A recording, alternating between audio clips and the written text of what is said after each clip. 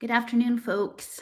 Um, I'm here to do another little bit of an impromptu live. And I'm going to just prop up my thing a little bit. But I have my Bible here. So I've been asking for some guidance on this stuff because this just feels super heavy. And so I opened it up and it opened right up to Daniel in the lion's den. So as I talk about this, I just want to sort of frame it that looking for guidance outside of myself for talking about some of these things that feel really big and overwhelming. And there was sort of a confluence of streams of information that came to me yesterday, starting in the morning, and Steffers had sent me an article from the 1930s that was called "This Electrodynamic Theory of Life." And I don't have it set up for screen sharing today because I really, I'm going to be getting ready to go on an extended camping trip, road trip with Jason on Thursday. And so I don't have a chance to get it all like everything dialed in super clean before I go. And I don't want to wait, another 3 or 4 weeks before I can get this down, because I really want it to sort of be fresh in my mind and sort of put these ideas out on the table, mostly as a thought experiment, so other people can play around with them and see what people think. But it's also, today is my dad's birthday, and my dad, he died a month ago today. And Jerry Hoover, let's all send a little blessing to my dad. And some of this work that I was doing, it was coming through yesterday evening, processing a lot of the information in the articles that had, when Steffers sent me this article about the electrodynamic theory of life, which was from the 1930s by this guy, H.S.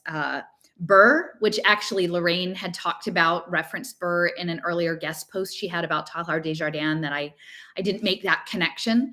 And this other guy, FSC Northrop, who was connected to Julia Stulman and the Foundation for Integrated Education and was a participant in the Macy conferences. And his background, he was a Yale professor and studying Western post-World War II political philosophy and law, but also Eastern mysticism. And so this sort of has everything to do with some of the stuff that I want to talk about today. And if you see the thumbnail sketch, I have a list of a picture of a lot of books that are sort of influencing me, and some that I've fully read and some I've only dipped into and I haven't completely read. But people are always asking me for book lists. So I'm like, here's a good place to start if you're interested in exploring these ideas further. So anyway, Steffers sent me this article about the electrodynamic theory of life, and I was like, oh wow, okay. So Northrop, that dregs up a whole bunch of stuff that I had looked at around Foundation for Integrated Education and Julia Stulman. And again, Stulman was a lumberman. And I do think that there's something about trees and the Wood Wide Web that's involved in all of this. And Stulman and his son later were very involved in the creation of the state of Israel and early support of Shabbat, and also the Weizmann Institute and sort of emerging technology in the post-World War II era. So Stulman was one element, but he was paired with Fritz Kunst, who was the North American lead for theosophy, and who had initially started out in Adyar, India, with Annie Besant, I believe. So you've got you've got Zionism and mysticism, and then you have theosophy, and then Oliver Reiser, of course, is in that mix as well. And they were looking to bring together to integrate all of education. And what I'm coming to realize, because I think that education is really about the collective unconscious, collective consciousness, is that integrated education goes back at least as far to the Leibniz discussion, which it's not in Cryptonomicon, Neil Stephenson's Cryptonomicon, but it's in the Baroque cycle that Stephenson talks about Leibniz and the mathematician, and his quest for a universal language, Characteristica Universalis. And Leibniz, as well as Newton, they sort of co-invented calculus, from coming at it from different ends, but calculus, of course, being the waves and the sine waves of sort of consciousness to thought to projection to matter, like the constructing of matter from mind, the universal mind. And so what Leibniz was seeking, perhaps to address the Tower of Babel issue, but was like an interconnected language that would essentially link into all of the other aspects of lived experience, I think, on the planet, and then connect it to the fabric of applied mathematics so that it could be computational. And I have a sense that it wasn't to necessarily attempt to be reductive about it, but he talked about the idea of sort of the mind as a labyrinth, and that if you had this language, it would be like Ariadne's thread, which is so interesting because, again, for a while, Raul, I don't know if he's going to start again, but his Silicon Icarus, the Daedalus and the construction of the labyrinth and the Minotaur. And I've often felt from the beginning that what we were up against was the Minotaur. And again, Bloomberg has ties to Mithric, his European office is on the grounds of the Mithric temple in London. But that at the time that I was looking really at impact finance and cybernetics, I felt like the bull, the Wall Street bull, was the representative of this Mithric energy. And so the Minotaur and the labyrinth really had a lot of archetypal resonance for me there. So if you imagine Leibniz is imagining a language that can essentially incorporate and make calculable all of the experience of life on Earth. And I think he would probably have imagined it primarily as anthropocentric, but I think in today's attempt, the goal would be create a synthetic intelligence across all life to be interactive. And I'm starting to realize that I think that is another aspect of the Web3 decentralized ledger technology, Internet of Everything, Internet of Bio-Nano Things, emergent story, is that going into watching this film and reading this paper. So this was all combined with later on watching the film Arrival, and with, I guess, Amy Adams. And I think it was up for some Oscars the year it came out. It was a number of years ago.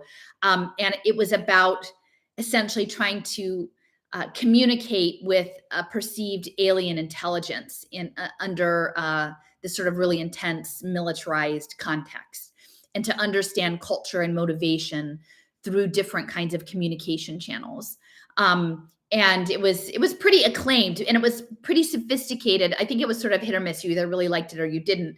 But it had to do with like high levels of linguistics and theories of mind and culture.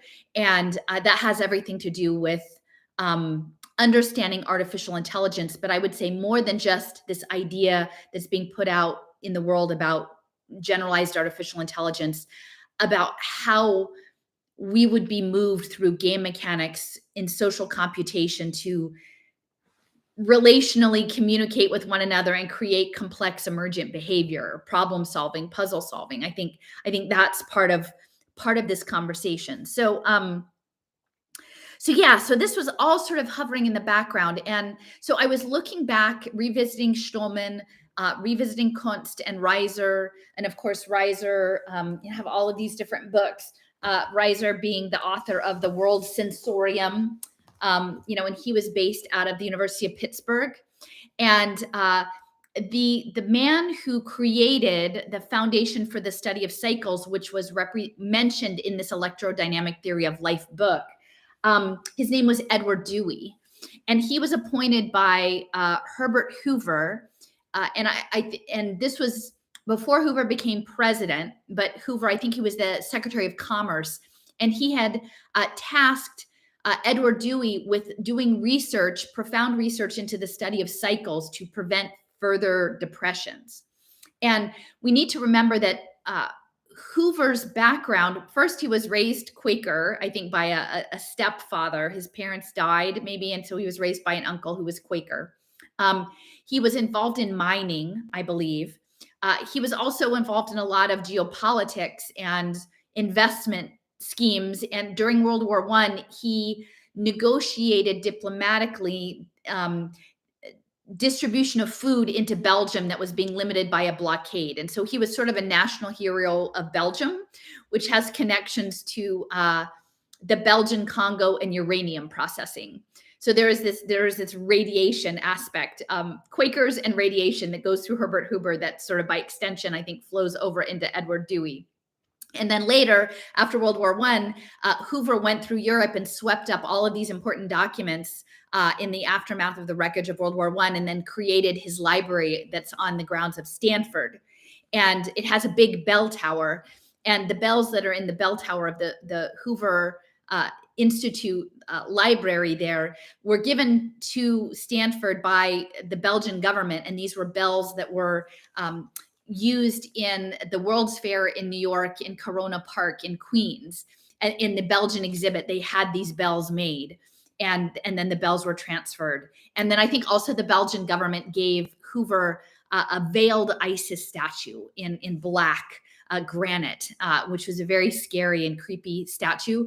And eventually Stanford got rid of it and sent it to the Herbert Hoover homestead. And so there's a lot of stuff happening with Hoover and markets and Stanford and radiation and cycles.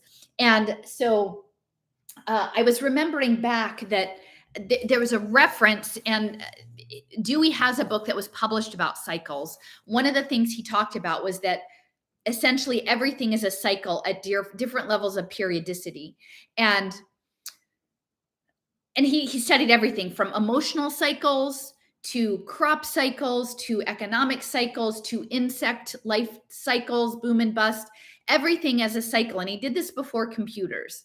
And he wrote these books about it. And he talked about that the cycles can't be prevented. They can be amplified or dampened, but that you can also harmonize cycles. You can do this heterodyning and bringing cycles together. And so I would just invite you to think about Leibniz and Newton in creating the field of calculus, which is waveforms being vibrating energy that translates, the background of the field into manifested reality through thought and frequency. And then what that means if you're able to start to control the cycles and mix them, as if you were composing a symphony or using a mixing board, a sound board, and then understanding that, like behind that layer, the role of radar and frequency and Alfred Loomis and Loomis Labs and brainwaves and death and Vannevar Bush and the RAD lab at MIT.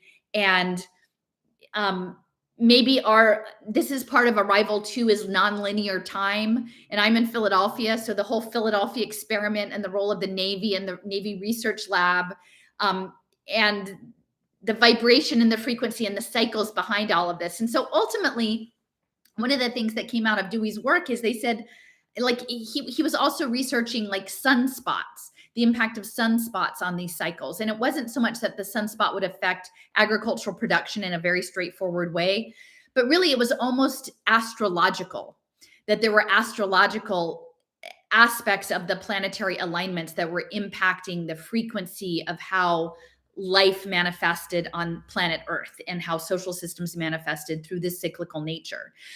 So it's quite fascinating. And then eventually Dewey, he retired at the end of his life, as it was his full life project to work on the cycles. All of his work went over to Pitt, which is where Reiser was. Now, they didn't overlap much. By 1 or 2 years, Reiser had retired at Pitt right before the Foundation for the Study of Cycles papers went over there. And the organization continued. It sort of limped along. It struggled under some leadership stuff for a while. But and then eventually, I think it fell apart. Whoever was in charge of the papers, they published lots of magazines about cycles. It was a membership, but it primarily became an investment guide. And then the last person who was in charge put all of the magazines in a storage locker in Palm Springs, and then moved to Romania. And again, remember Romania, there's a lot of coding, Web3 coding happening in Romania, and Ocean Protocol, again, waveforms, is there. Most of their staff is in Romania. And so this guy went over to Romania, and then he died in Bucharest, and everything was left in disarray. And then fairly recently, within the past few years, this guy, Richard Smith, who was trained, I believe, either in applied mathematics or physics, he reconstituted the organization. He started it over again, reclaimed all of the files, and relaunched it. Now he's based in Florida, outside Tampa, I believe. And his background was in human behavior and risk management with respect to investment. And I think even possibly using apps and gamification around that. And weirdly, I have this memory that he contacted me through email, and we might have even spoken by phone early on. And this is before I had any sense of all of this. And that I was trying to explain impact investing and how this was a problem with betting on human futures and natural futures. But then I find out maybe a couple of years later that he's connected to this foundation for the study of cycles. And their very first blog post where he's relaunching this, there's a, how you have a blog and you have a feature image. Well, one of it is a red leather bound set of their magazines. And then the other is rediscovering the integral cosmos. And it has a figure 8 unity, and it's about metaphysics. And again, so now we're back to metaphysics again, like Yuan, IEEE. We're in a simulation. We're simply inventing another simulation, right? And all of this is having to do with metaphysical properties. And this is something the metaphysics has come up time and time again with these high-level scientific physics and computer programming engineers. They're talking about metaphysics. And then again, if we think back to Vinay Gupta and Ian Grigg that I've talked about, Gupta sort of Materium in the Internet of Agreements, he associates himself with chaos magicians.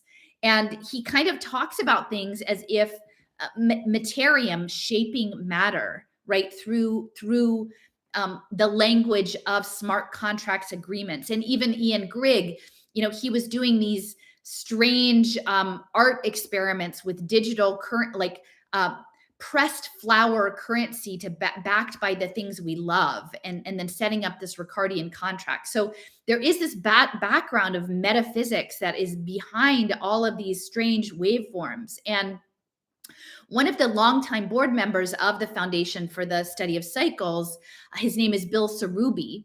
And Bill Sarubi is a futurist who was, again, doing investment management. And so this is where we're mixing like econophysics, biophysics, social physics. It's all just these heterodyne waveforms. He was doing work in Vienna, futurist work, with a group called the Kenos, maybe the Kenos Institute, Kenos. And I was looking to understand what Kenos was. And again, Vienna being a center for Web3 and crypto and psychiatry and circular economy and systems theory and all of these things happening in Vienna, logical positivism and a lot of Masonic stuff and musical compositions. And so it turns out Kenos is part of the creation mythology of the Selknam people. And the Selknam people are in the Tierra del Fuego at the tippy tip of South America.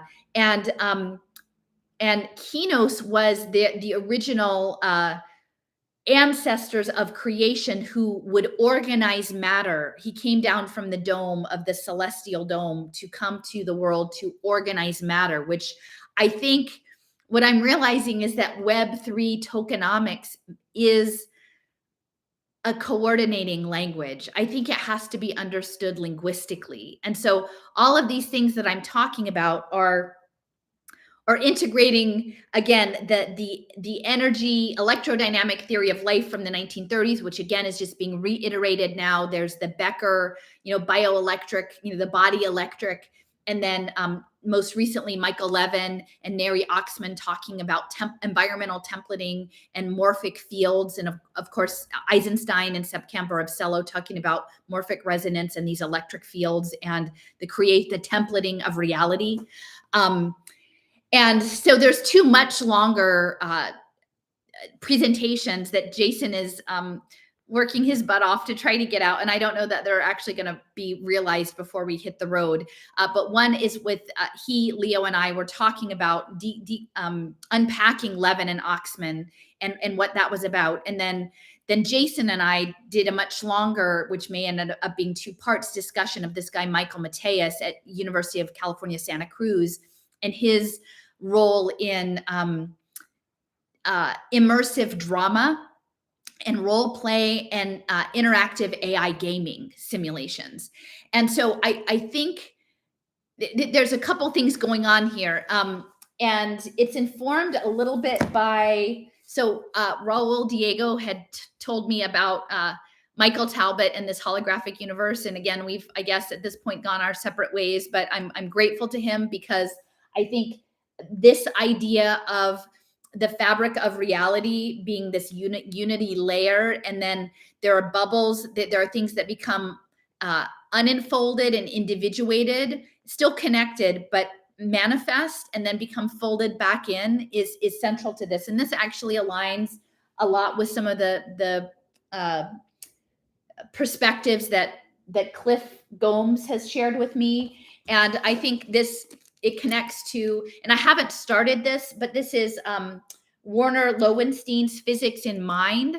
And this is something that Michael Levin has talked about. So this is talking about the quantum, the mind is a quantum computer. And this goes back to Stuart Hameroff and Roger Penrose, that there's this larger, fabric of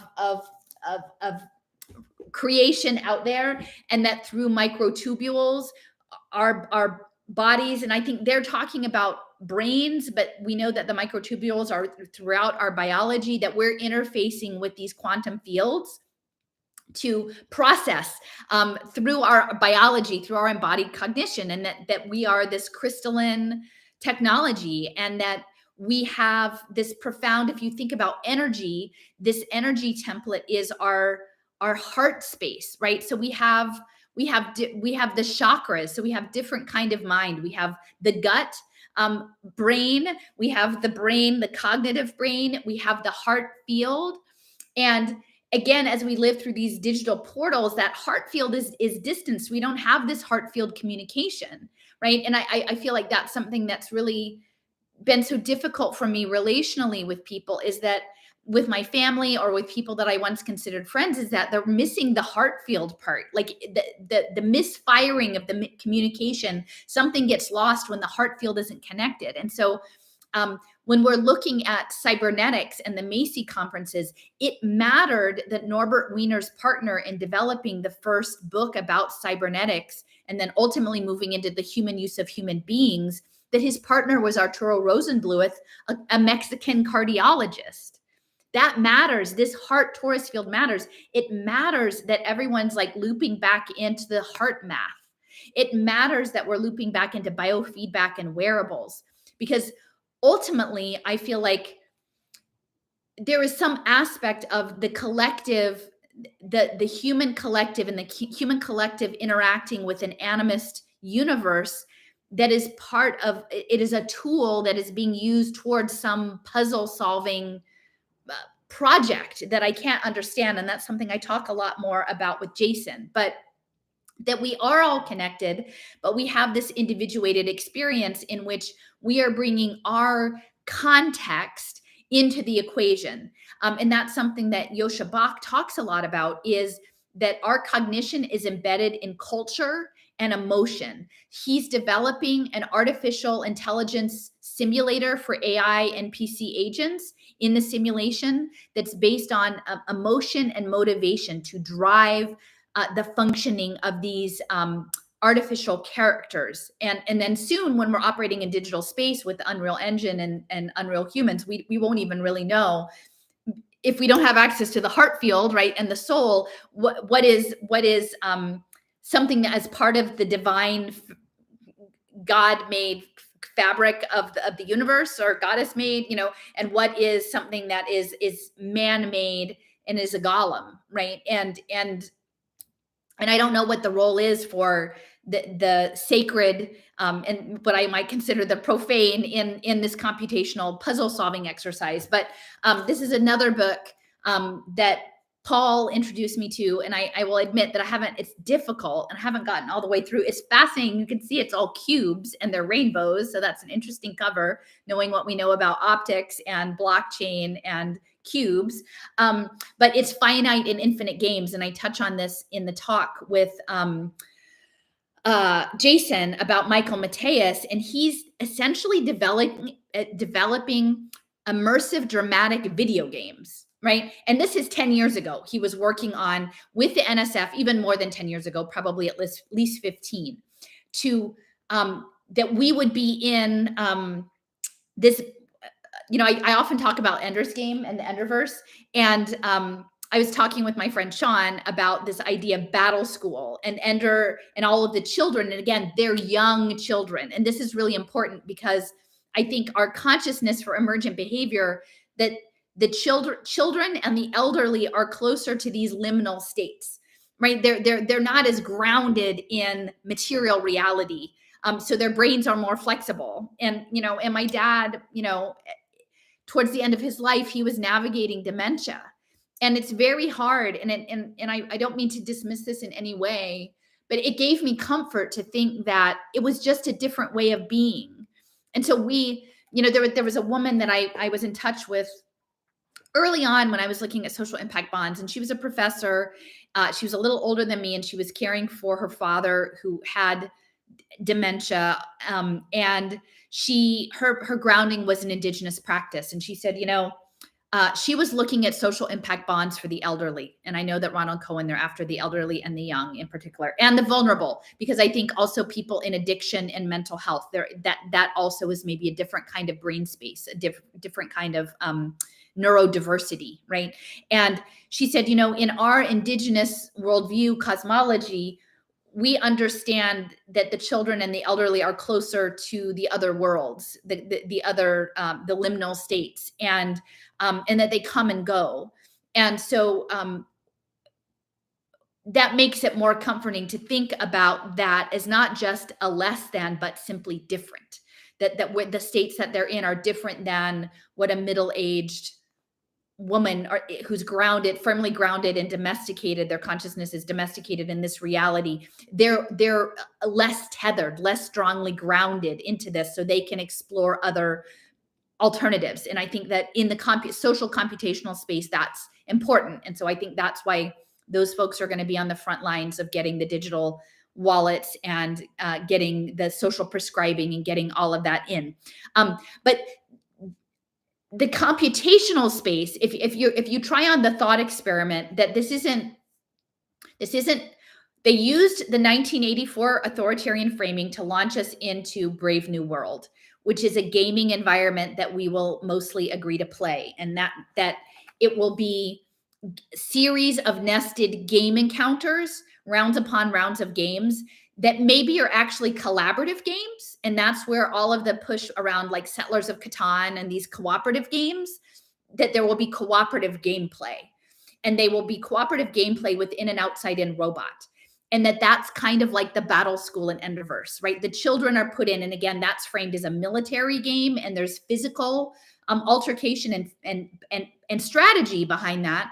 But I think that these portals, and you can see this in the Omidyar Network's plans, they have a lot of stuff about open portals to the commons, that the commons is the battle school into an infinite cooperative gameplay space. And I don't know what the game is. Like, I don't know what the runtime is on that game.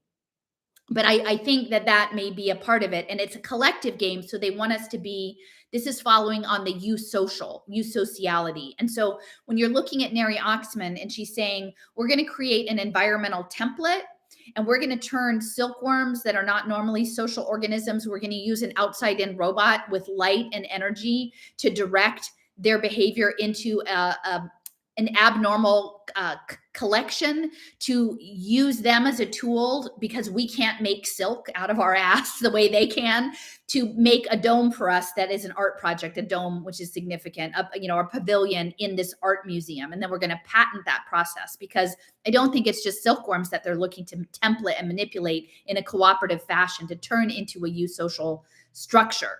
I think humans are the grail, and that children and vulnerable populations are on the front line of that. And I see someone's talking about psychedelics. And again, I think that is also a piece, is these liminal states in these altered places are embodied as crystalline technology with a soul that's connected into the fabric of the sacred creative universe is what. Now, I don't know what that is. And I will say, in the movie Arrival, So I finally watched it last night, right? I get Steffers sends this paper, and it starts this cascade of thought process for me. Like, oh, let me revisit Foundation for the Study of Cycles. Let me revisit the Foundation for Integrated Education. Now, I will say that there are two publications that were led by that group that are available on archive.org. The shorter one was Julia Stolman. I think it only had about eight issues. But he collaborated with Irvin Laszlo on a book, Emergent Man. And that included Abraham Maslow and self-actualization, which I talk about with Jason, that this idea of using tokens in game mechanics to self-actualize in the context of the Gaia hypothesis, right? And I go over a map that I've made about that. So we've got Stolman, and his publication is called Fields Within Fields Within Fields. Okay, fields within fields. So that is this nested idea that Levin talks about. Like, there's nested problem solving spaces, at the cellular level, at the body level, at the social level, at the cosmic level. There are these nested levels. So and the field, I feel like, is I think Burr talks about it as the L field. I don't know if that's a life field. I need to read more. I just got the PDF of the paper and I haven't dived into it yet. But the field would be like the gameplay, would be the Web3 environmental templating, right? With the sensors and actuators of the internet of bio-nano things, the internet of everything, to create the templating. And so Fields Within Fields Within Fields was Stolman's. And again, he was connected with Laszlo. Laszlo had connections with Rianne Eisler. And I want to talk about this whole thing with going back to revisiting that the Bretton Woods anniversary with Bancor as this token language and liquidity markets, because I think this is the Leibniz, this is the tokens as a language of coordination towards the superorganism, but a computing superorganism where collective consciousness and soul is translated into an applied mathematical form to unlock things that would not otherwise be available. And so I think Bancor is at the center. I think Bernard Lietaer is at the center. I think Cello. Cello is actually the coin that Leo has done a lot of research into in terms of microfinance and UBI and social physics.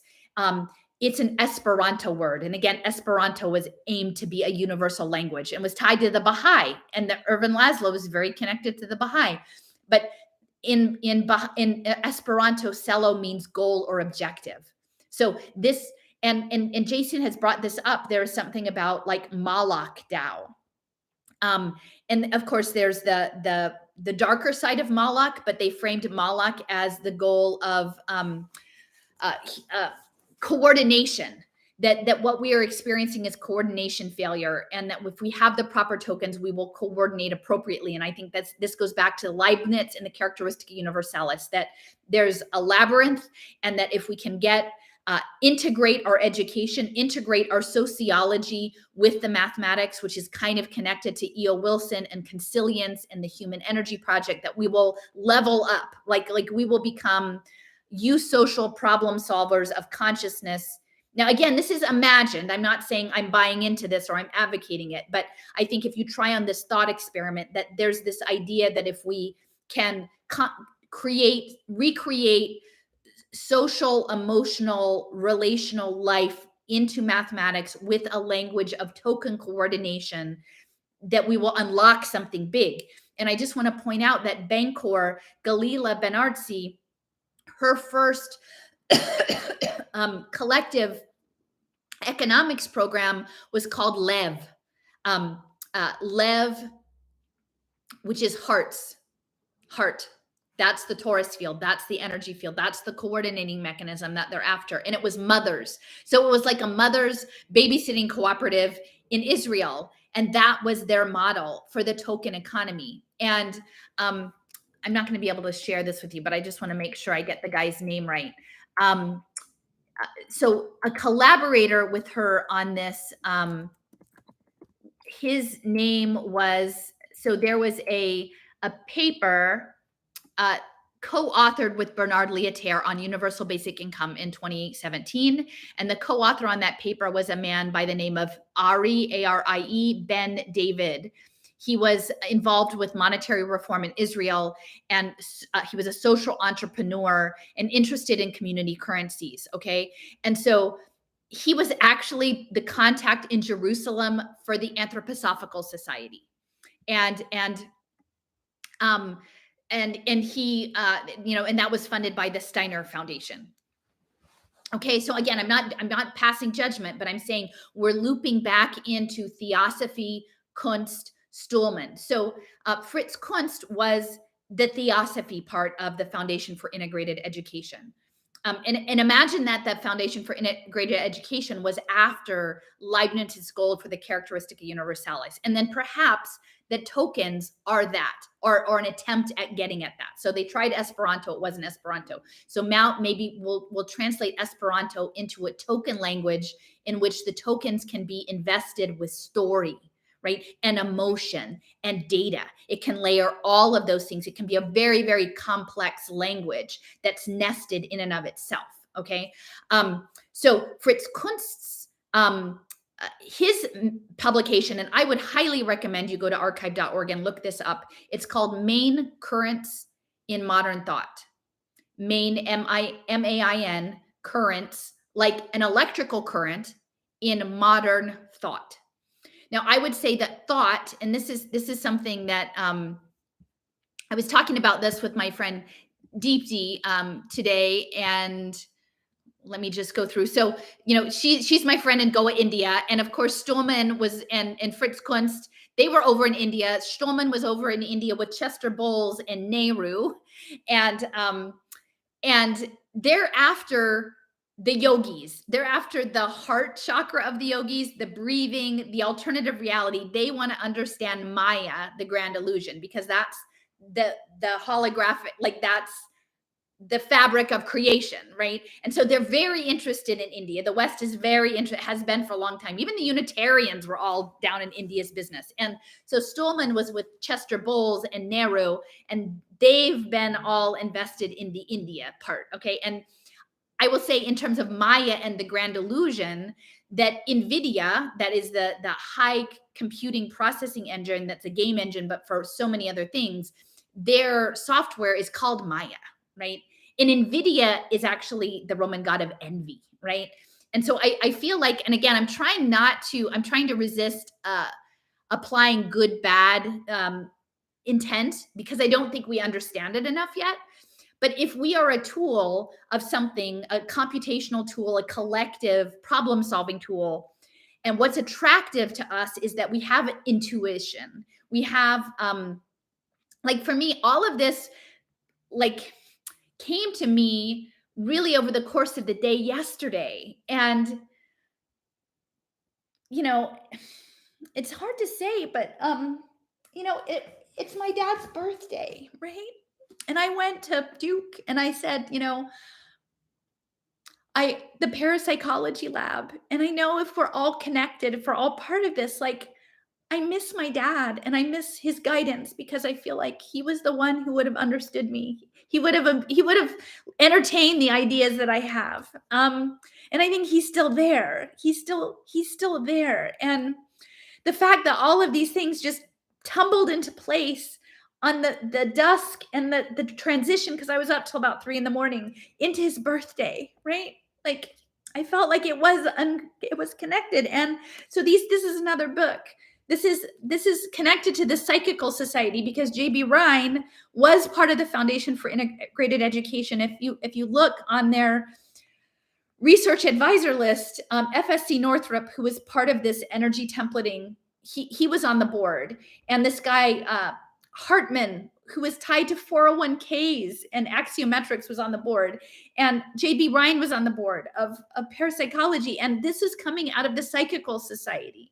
And the Psychical Society started in England, and high level people, including like Lewis Carroll, right? The inversion, Allison is little Alice, like through the looking glass. I didn't like, is this my destiny? You get this name and then you go through the looking glass, right? But among them, one of the leaders was Arthur Balfour, who was behind essentially sort of the creation of the state of Israel. And I think so much of this has to do with, and I'm not saying this in terms of negative things, but this idea of mysticism, of a sacred fabric of the universe and accessing that. Because another person who was involved in this was Pitirim Sorapkin. He was at I think Harvard. He was a sociologist and he was working with Kunst. And his father was a Greek icon painter. And this goes back to Zen Buddhism and contemplative prayer. Like they know that, and the yogis, there's a way in. There's a way into that fabric. And they imagine this is like they were framing this as communicating with the dead in a synthetic telepathy, but I think it could easily have been understood as tapping in, being able to intuitively connect in through our soul and heart into that fabric, which I believe is ultimately sacred and loving and benevolent and wants to be to give us the lessons that we need to have to become who we need to become. And then it's maybe, God, the creator, experiencing itself through all these permutations, through all of our collective consciousness, right? Depending on if we're a former social justice warrior turned crazy complexity researcher, me, or whether you're, a conservative, Christian sending your kids to classical homeschool. Like there's room for all of us in this space, right? Of exploring the puzzle that is this thing that we're in, which is Maya, I guess, at this time. So anyway, so I just feel like this is connected. And when I saw, again, Fritz Kunst, Main Currents in Modern Thoughts, Electrical Templating, right? Julia Stulman, Fields within fields within fields. And then we've got, FSC Northrop, who knows this about energetic templating. We've got JB Ryan, who knows about parapsychology. Later on, we have Michael Levin, who's pulling the through line through all of this. And he's at Tufts, which I'm trying to remember if Tufts is connected to the Unitarians. I know Harvard was Unitarian. And they were over in India a long time, in 18th century at least, like looking into all of these things. And then we've got Dewey in the background and his cycles. And so his daughter, Barbara Dewey, so she was looking into energy healing.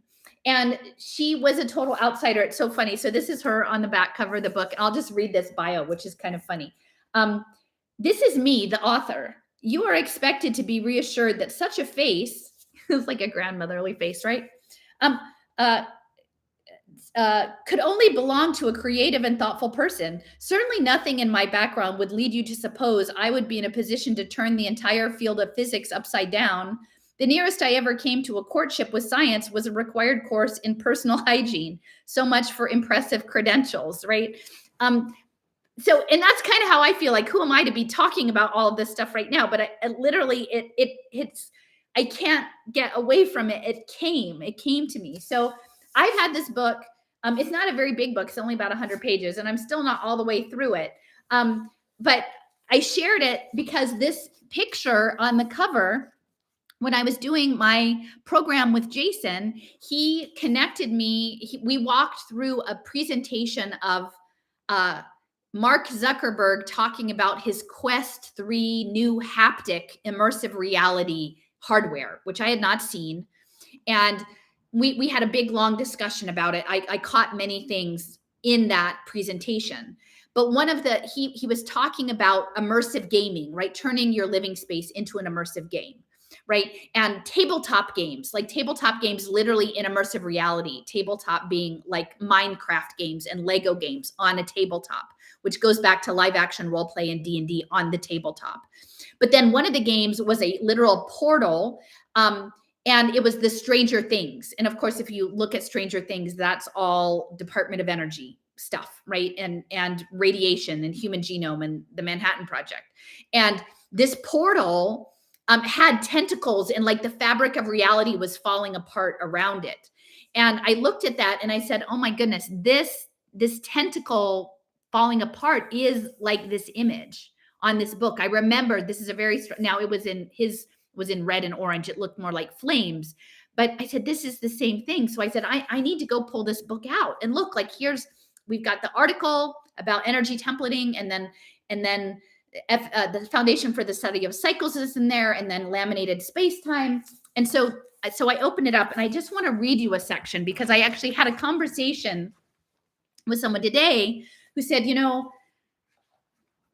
I'm not sure, but it seems like there may be things popping into my field of vision that, like, when I look at them one way, they're there, and then I look at them another way and they're not there. And that's almost like a holographic reality. And I said, I actually had another friend who shared a story of an acquaintance who was about ready to go into they were driving, and they could anticipate they were going to be part of a terrible, perhaps fatal car crash, but it was too late to stop. And they didn't know, they were just steeling themselves for what was going to happen next.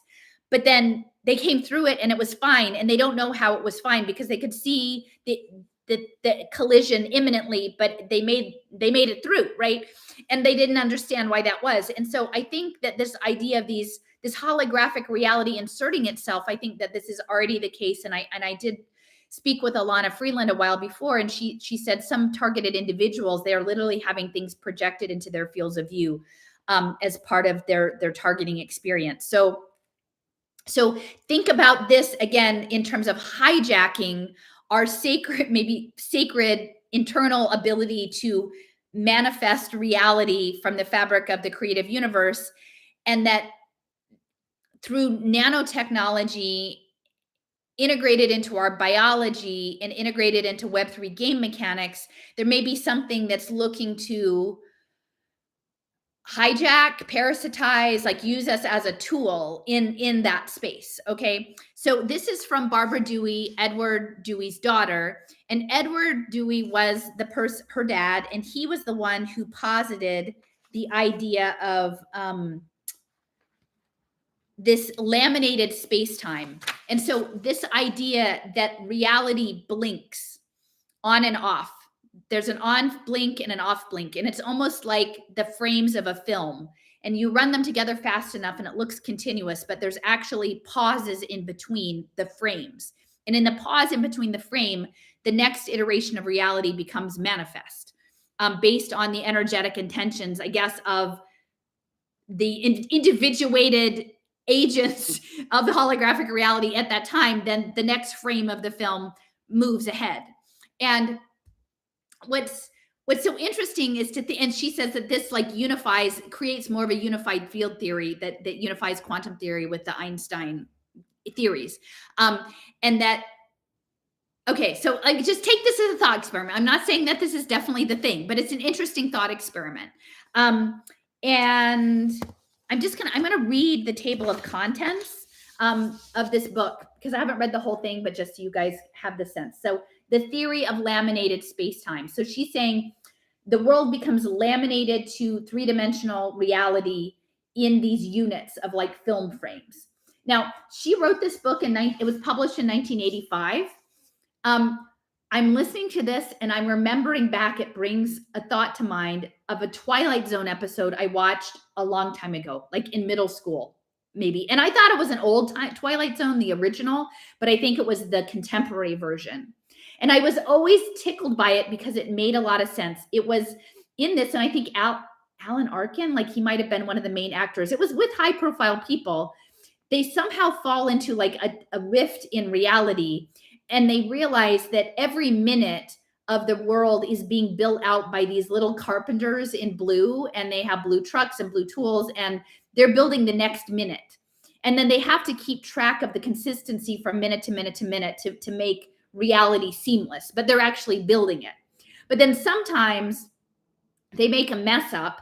And so like something that you remember that you put on the table right there, and you go back an hour later and it's not there, but you knew that you put it there, and it just doesn't make sense. And then you go back later and then it's there. And that was the carpenters making a mistake in that frame of reality. They didn't get everything quite right. It was like a goof. And that episode actually came out the year after this book was published, which is quite interesting. So the contents are the theory of laminated space-time, space and time, the creation of matter in motion. And again, this is waves. And I will talk about I just want to, with Deep D, so she was telling me, I have to scroll back through this a little bit. Okay. Mantra is sound, yantra is the depiction, and tantra is the action or the way. So there's sound frequency into matter into movement. And to me, that's this fabric of reality is there's the conception in consciousness. It creates a frequency and a waveform. That waveform becomes manifested reality, and then that sets in motion, right? And so let's see, she says ether is intention. And again, Ethereum, right? Think about Ethereum. Ethereum is about guided collective intention, right? Ether, Ethereum. And that's the token language. So it's a manifestation language. And again, Vinay Gupta affiliating with chaos magicians. It's a manifestation language. Thought is manifesting reality, and word and sound solidifies it. Okay. So you put it on a token, and when you tokenize it, makes it solid. Okay. Action, movement, embodiment is the densest. Intent, thought, sounds, the capacity of our voice to make. And that's, I think, why singing and song and vibration, that was all shut down during the lockdowns. That couldn't happen. The universe and everything that manifests operates on the cause equals consequence. Let's see. Well, so I think that those are the main things. Yes, the yantra is the map. And that's the thought in motion in the universe. And a lot of this is about ether and air and Ethereum. And I think that's the consciousness made manifest. So velocity and creation of the space-time shells, Earth gravity, the space-time field, the frequency factor in space-time, sensory orbiting, the effect of space-time on measurement, precision polarity mutation, and the magnetic field and electromagnetic waves. And of course, that's what we're dealing with, right? See, that we're dealing with all of the waveforms. Okay, so these are lots of things that I'm thinking about. Let me go back to where my emails were. Okay, so energy. And this goes back again to, I didn't actually read this section. So think about when Leo and Jason and I did the series on atomic ecologies and radiation and frequency. And the Odom brothers were the fathers of ecology. And I think, again, UNESCO is man embedded in the environment. We're embedded in ecology. Ecology is the field, right? And what the Odoms developed was a language of energy. I think Howard did emergy. It was an energy language. And I think the energy language, once it's tokenized, will be linked into the manifestation aspect. So the energy exchange through the tokens is part of the manifestation. And that links directly to radiation. That's why they were irradiating everything. They were dumping radiation all over Oak Ridge. They were blowing up atolls. They were irradiating sacred. Why would you irradiate a sacred mountain in Puerto Rico, in the sacred jungle El Yunque? Well, could it have to do at all with parapsychology and pulling apart the fabric of material reality into more of a waveform where it could be manipulated? And again, there was a big radar base on the top, and the Odoms were connected to that, right? Like, that's really interesting to think about this. And I've talked about this book with Jack Hunter. So this is Barbara. And again, she's no expert, right? And I'm no expert. But the more I do this work, the more I realize that, like, once you become an expert, you actually are credentialed into understand. You're domesticated. Your intuition, your feral intelligence becomes domesticated. So, you know, maybe it's the Crohn's. My friend was telling me, introducing me to the woman, the author of the Clarissa Pinkola Estes, the women who walk with wolves, and the archetypal of the crone. Like, maybe this is the time of the crone, to listen to the crones, to listen to Barbara. We're not saying that we're exactly right, but it's worth entertaining the thought experiment in the context of all these other moving pieces, because to me, it clicks. Okay, so this is Barbara talking about this fabric of reality, which she calls the endosphere. the endosphere, and I would say for people who are maybe imagining that I'm like new age or pagan or whatever, like I think that this is a sacred reality, like how you understand God. And I do believe that it's not that there's only one way in. There's that everyone has to believe the same set of beliefs, because again, I think we're individuated and there's beauty in that actual diversity. But that the fabric of reality is sacred, and that there is something beautiful and connected through love, through the energetic heart space of love. And Pinkola Estes talks a lot about that, the sacred heart, that we are connected to that. That is our birthright into that space. Okay, so she's talking about the endosphere. It is the domain of all that is without physical dimension, the emotions, the sense of self, consciousness, the imagination, thought, the psyche, etc. The soul is eternal because it is of the endosphere, but the body blinks off and on. And I would say this blinking off and on in the film frame is quite interesting if you start to think about the role of digital media and Hollywood and magic in steering collective consciousness, right? And creating a portal through which we see reality. And again, even think about the creative, the egregore, right? These global thought forms, the egregore that manifest, and what that was when we went through that lockdown phase, that was a collective consciousness steering to manifest that the digital world, the extended reality world, that was a leaderboard, that was all sorts of health data, such as it was being fed into the psyche of people to fabricate a real reality that had profound impacts on the directions and the course of our lives. And for me, that changed the course of my life in so many ways. And I think, like, it's, you know, in the movie Arrival, it's very touching because, you know, it's, I would say this, and Steffers had also recommended to me a Netflix recent series called Vortex, which again is about an intersectional holographic reality where it's the butterfly effect, and where are you in linear time and decisions you make, and how, if you change those retrospectively, how that changes the current reality. And again, that's Hugh Everett III and the many worlds theory, although his are decision trees, and I think this is more dynamic, more quantum entangled than a straight up decision tree theory. But you know, there were very emotional aspects of both that series and the movie Arrival that had to do with painful aspects of being a living human being in relation with others, people that you love, relationships that shape your life, that then become torn, and that cause wounds, that cause emotional wounds, for all involved, right?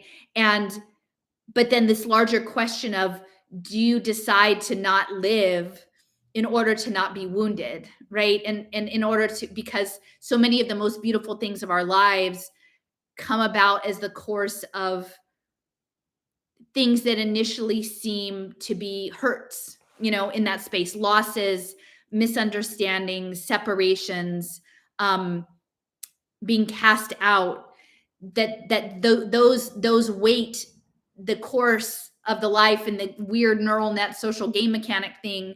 And that there are things that happen later. Life isn't ever all good or all bad, right? Like life isn't ever all one thing. So there are beautiful things that can come on a course of something that originally got steered in that direction by something that was painful. And so, like, you know, I was actually sobbing like by the end of Arrival, not because it was particularly a heart-throwing, but because of my personal understanding of these relations, these energetic entanglements, and what it means for how we understand reality and the lessons that we're supposed to learn while we're here. You know, when we're going, you know, when we're done, when the body blinks off for the last blinky off time, like I was grabbing my dad, you know, as he passed, you know, I put our hearts onto each other. Like I knew that our energy fields were connected in that, you know, and I, you know, I've said before that he got to go, like he didn't get to be stuck in a digital twin, you know, and so he's there for me with God, like helping me do this next thing. Whatever this is. I am not claiming to be an expert or that I've got it all right, but I'm intuiting signals. I'm foresighting. I'm putting these pieces together with other amazing minds like Steffers and Sean and Jason and people who are, in my past who have helped me inform this. So this is someone saying pain. No, I mean, there are courses. No one's life is all good or all bad. And in these storylines, for instance, there is like this man, he remarried and had a beautiful son after the murder of his first wife. And then there was this ethical dilemma. If we go back and the wife lives, then what is the role of the new wife and the child that was born of the second union? Which was beautiful and wonderful, right? And she was actually a refugee from Afghanistan, and she lost her whole family, and their relationship was built on shared loss and navigating that shared loss together and making a new family that was beautiful for all of them. Like it was, and again, we're being manipulated through media. I'm not saying that this is in any way neutral, but I think there are useful lessons in all of this. So again, back to Barbara and the endosphere, but the role of radiation here and understanding the odoms and the emergy language of manifestation and tokens. And and I see someone here like the reality, like how we connect culture. We are embedded in culture. And this is what you'll hear when I talk with Jason about Michael Mateus's work in immersive gaming, is they know that archetype and myth and live action role playing and tapping into the collective unconscious, that's the way in. Like, so anything is a signal. And I think that's weirdly why, Barbara's like, look at me. Like I don't have any credentials other than I took a physical, a personal hygiene class in science. But you should trust me because, I have some things to say. The same for me. But my background was in art history and cultural landscape. So who would ever think that somebody who was, when they were 22 taught, I can't even remember now, but like which saint had the boobs on a plate and which saint was broken on a wheel, right? And then later I would apply that to, that hill looks like an embankment for a railroad that's not there anymore, but that railroad can tell us something about the history of this village, right? It's a signal.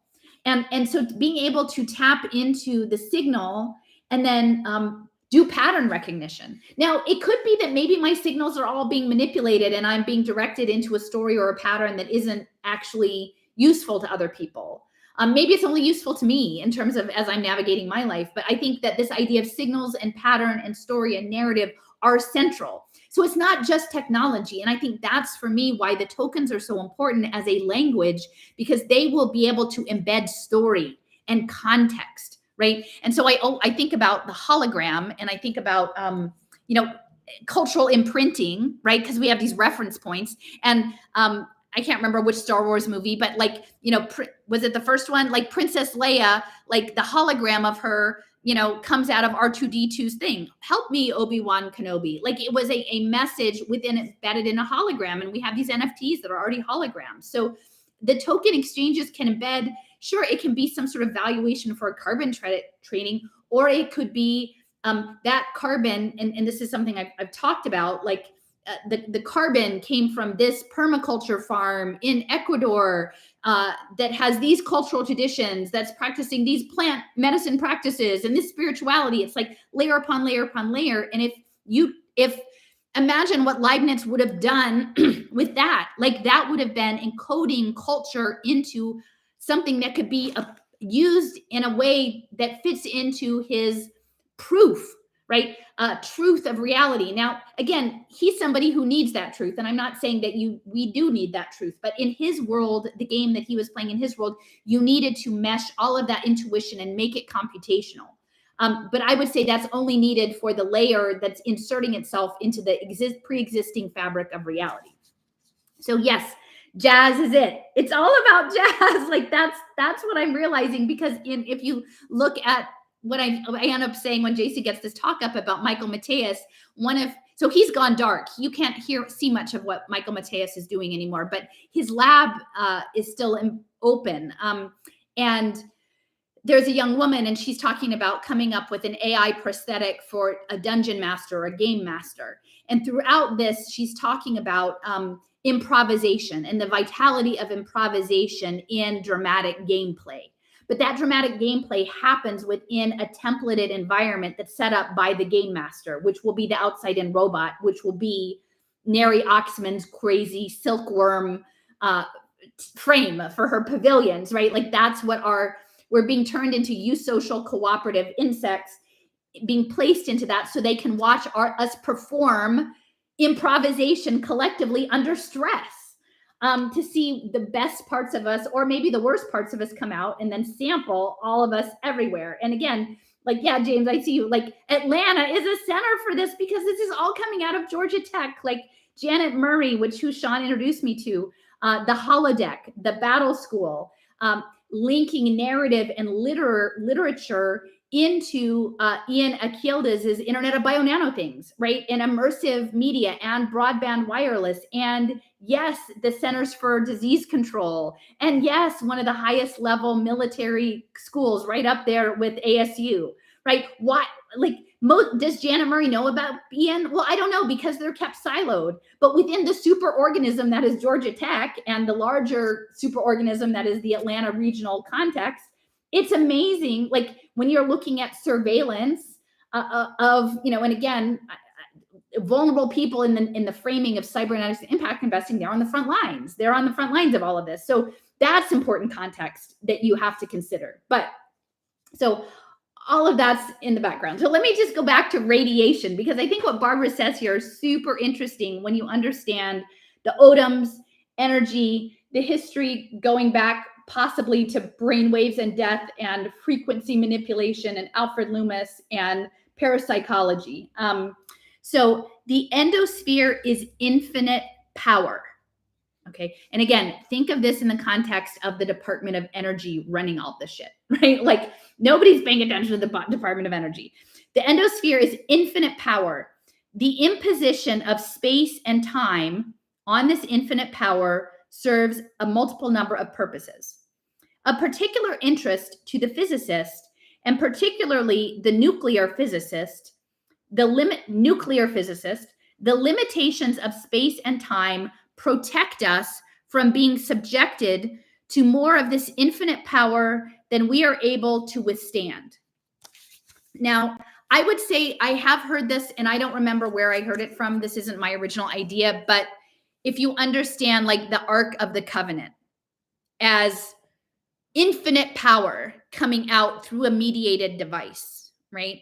And even transfiguration, infinite power of the sacred creative force of the universe coming through a medium, whether it's the Ark of the Covenant, and you're back to Raiders of the Lost Ark, or, the Bible, or you're dealing with a video game. Like there's something that is the veil. Again, even think about Herbert Hoover and the Belgians who tapped him into uranium, and all of that stuff, the nuclear stuff, lifting the veil. And oh gosh, let me just, I know, hold on there for a second. I need to revisit one of my other Kumu maps. The radio ecology map, awesome map that I worked on with Leo.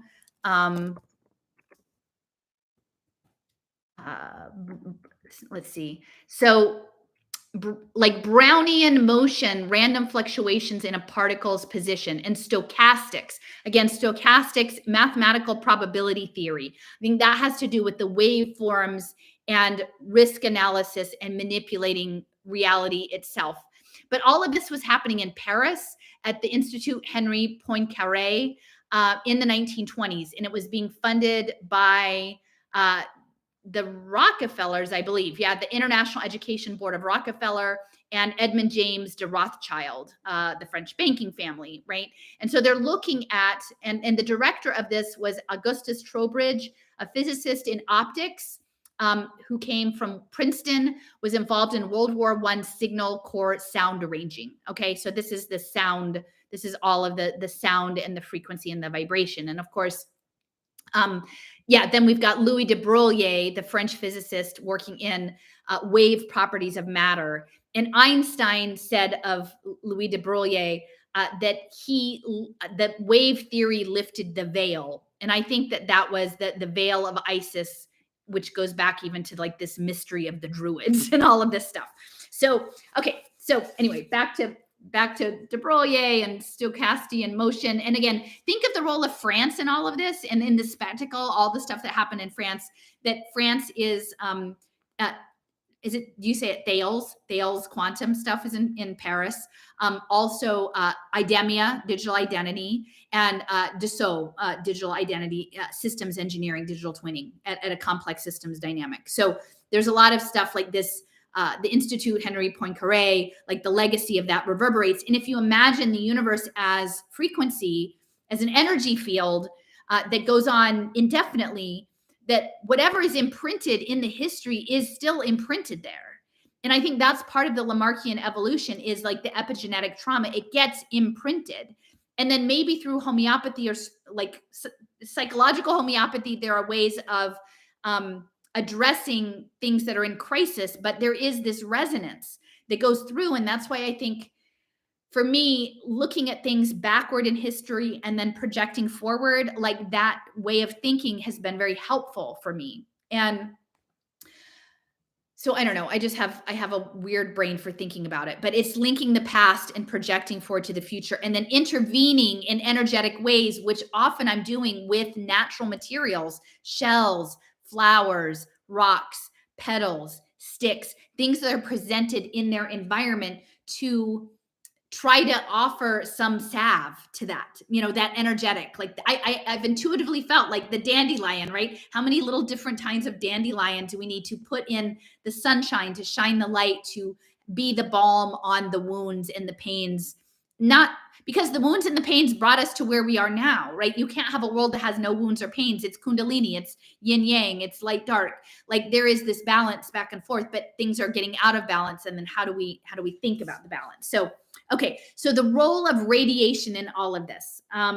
Okay. So she's talking about the endosphere as infinite power, that comes in through these units in the blinks, like a film frame in a moment in time.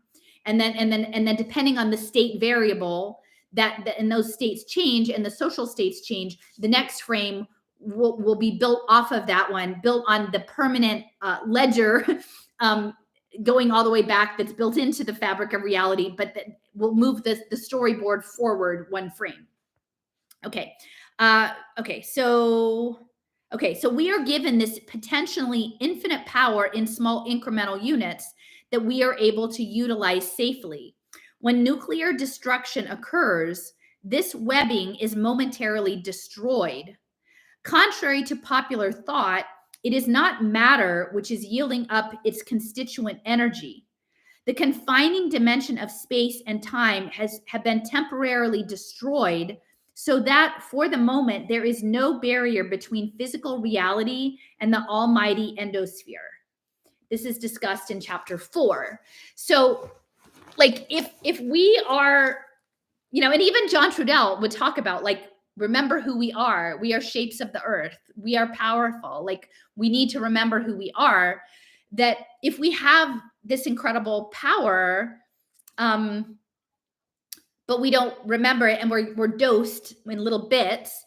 If there's something that's seeking to install a templated manifestation language, right, to use for perhaps its own purposes. And I don't know what that it is, if that is a system, if that is has an anthropocentric, if this is an alternate intelligence. And again, for me, the books of Adrian Tchaikovsky, these different intelligences, whether they be octopi, whether they be corvids or crows, whether they be biofilm, right? Like, what if the thing that is developing the language is a fungal network or a biofilm, and the tokens are some sort of narrative, a bridge to structure, to how to compose, right? To compose reality, using us as an infinitely powerful tool to compose a new reality through the layer that's inserted over the top of the sacred holographic universe, unfolding universe, right? And to guide it and to steer it away from something that is maybe, who knows about free will? If we have ultimate free will, or if it's all, karma or God or purpose or age. I don't know. Like I'm not prepared to talk about the whole free will thing. But radiation hormesis and next gen nuclear and this idea of getting radioisotopes and dosing us. Think about the whole cancer industry, right? Like actually both of my parents in their older years were diagnosed with cancers and they were both treated with chemotherapy. And I think my dad with radiation. So getting these radioactive isotopes in your body to access these other states, right? Think about why the Nevada test bombings all floated over to Utah, right? So Utah was irradiated, right? But Utah is a center for intelligence. Utah was the Alta ski resort. Again, high. I think maybe there's something about exposure to radiation at higher levels. And I've heard that even like in Tibet, that some of it has to do with solar radiation, the access to these higher states of consciousness based on being physically higher up and closer to the radiation belts. The Alta ski resort, home of the internet, the coordinating mechanism, right? The portal to the battle space mind control game or emergent complexity game, depending on how you want to frame it. And then the Human Genome Project, right? And that you've got the NSA giant data centers, many giant data centers in Utah. And then we've got, Brigham Young, University of Utah. University of Utah was the first center of graphical interface processing and video game design and file compression, right? They were creating the extended reality, right? Scott Stornetta, he LDS, right? Working on the distributed ledger system, because if you're going to create a mirror of the fabric of reality in some sort of quantum computational system, like you're going to need compressed files and extended reality and distributed ledgers to verify the truth of the past and build the future and program the future in the template. So again, even in the idea of quantum, this infinite power, think of Joseph Smith and the tablets, right? What if that was a technology? Even Lincoln Cannon says, maybe like look at the crucifix, right? It was a painting of Jesus on the cross. And the talking about the resurrection. And he says, maybe we simply don't understand this as technology. We don't see it as technology, but it could still be technology because we don't actually understand the technology that is being used. So I guess I'm just going to take a minute to talk about arrival. So the trajectory of my day yesterday, wake up, Steffer sends me the article about the energy templating. I revisit Foundation for the Study of Cycles with Dewey. And then I get triggered to pulling out the Laminated Spacetime book that I hadn't read yet because of also this connection to the quest, the cover art here, and the Stranger Things game and Mark Zuckerberg. And again, these synchronicities, right? And then looking again at the Foundation for Integrated Education. And I would say Fritz Kunst, his focus was on vectors and tensors and crystals and love and eros as the fabric of the universe. And that is the heart space. That is the heart energy. Because I think actually maybe what we're manifesting is we're manifesting through our heart. Like we're manifesting through our heart field. And actually going through the portal, by going through the portal of the internet, which is what I'm doing right now, we lose we can become disconnected from our heart energy, or our heart energy becomes floating around, like unseated from ourselves. It's like the oscillator, all the metronomes being in oscillation, it's lifted up and put on little rollers to become synchronized in a group synchronization. And that then we're not grounded in our heart energy, in our grounding energy to the earth and our own reality. We're lifted up to be coordinated through the portal, right? And so I'm participating in that, so I take responsibility for that participation. But anyway, so imagine like we're in that space. And so Fritz Kunst has a letter that's talking about eros. And then so what if that our heart field energy is the creative force, but this parasitic force that's seeking to usurp that wants us to do everything through the portal so that the portal can create the false fabric of reality that is run through collective consciousness, that is steered through the energetic template of shared culture, which today is largely fabricated through social media and the entertainment industry, right? And digital media, whether that digital media is journalism or Hollywood or TV shows or Netflix series or the world TikTok videos or whatever we're seeing. Like we're living through the portal, and the portal is increasingly disconnecting us from the heart. And I think that's sort of a central thing of Arrival, because in the film, Amy Adams, she's a mother. Like she's navigating this as a mother, and this is something that I'm really struggling with right now, because my child is alienated from me for doing this work, and yet I feel like in some other dimension it's vital that I do this work. And then there's part of me that's wondering, is my child alienated from me because it at their choice, not my choice?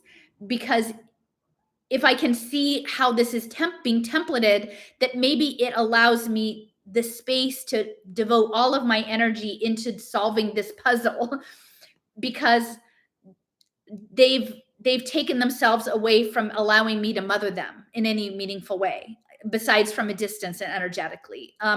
So Amy is situated in this movie as a mother. It's very emotional for me. Again, trying to be like, is this the best way that I'm mothering, is to try to figure out this darn crazy puzzle. Like, if this was just a Netflix series, it would seem like totally, de rigueur, like this is what we're doing now, everything everywhere all at once in multi-dimension, multi-timelines. But if you try to apply it into the actual reality, then people look at you like you're crazy, even though it goes past into ancient spiritual traditions of India and other places, that we are in the grand illusion, and that these energetic imprints. This is something I was talking about with, emailing about with Leo and Jason, is that Leibniz was informed in his Characteristica Universalis by Chinese culture. His language, he was interested in Chinese characters, again, for their depth, their narrative capacity in the Chinese character, and their ability to be interpreted within context, different context. He was very interested in, I don't think it was called traditional Chinese medicine at that point, that was formalized more recently, but in those practices, in those not just the idea of the characters disconnected from culture, but embedded in culture. And in the movie, in Arrival, China plays a significant polarizing role to advance the storyline. Again, in this old Cold War narrative that is not right at all, because there's stuff happening with the the pugwash conferences. We were never told the true story of what the Cold War was actually about, because the Soviets were all involved in the parapsychology research, and the Chinese were involved in the AI research. With us, we're all involved in each other's business behind the scenes, just not out in public. So Leibniz was interested in this Chinese medicine, and again, qigong, and the Tao and the Tao and the Wei, right? And even the Wei, in the opening scene of Arrival, the main character is a linguist, and she's a professor. I don't know where she's teaching. She goes into her classroom, and the first thing she says is like, today we're going to learn about Portuguese, and we're going to learn about Galicia and the importance of Galician language as a literary and artistic language in the Middle Ages, right? And then it moves on, right? And so of course I paused, and this is why it took me like 5 hours to watch the movie. So I was like, wait a minute, what is it about Galicia, right? And so again, it was an outsider like culture. It's its own like ritual space, but it's also on the way to Santiago, Santiago de Compostela, the ritual walk. And again, the way is almost like a cybernetic path. But I told Jason now, as I'm realizing cybernetics differently, when Michael Matthias talks about immersive gaming, he says there's a difference between the old-fashioned structure, like choose your own adventure, where there's a decision tree that keeps branching, and that's the way that's not an organic way of doing story. That you need a decentralized story. And he compares choose your own adventure to Pong, which was built on a playable game engine. All right, so there's different, and now we're moving into a world where life, so to speak, in the Maya illusion of NVIDIA and Cesium and Unreal Engine, we're living in a decentralized infrastructure. And I think the Web3 too, in this gaming space of collective consciousness, is this idea of finding paths through, and there are multiple paths, and then discovering different paths, and that is part of the improvisation, and then evaluating like which path is best. Now, I will say the movie Arrival was based on a short story by this guy. Oh gosh, let me look at his name. I don't want to get it wrong. Uh, let's see, Cheng. Oh, let me see. Let me like, I don't want to say it wrong.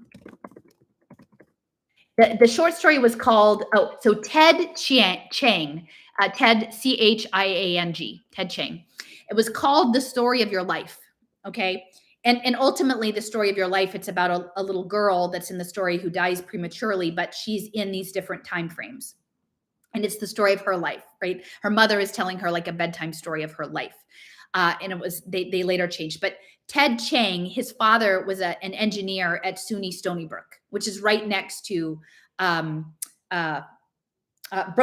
National Labs on Long Island, right? So Department of Energy lab, important Department of Energy lab.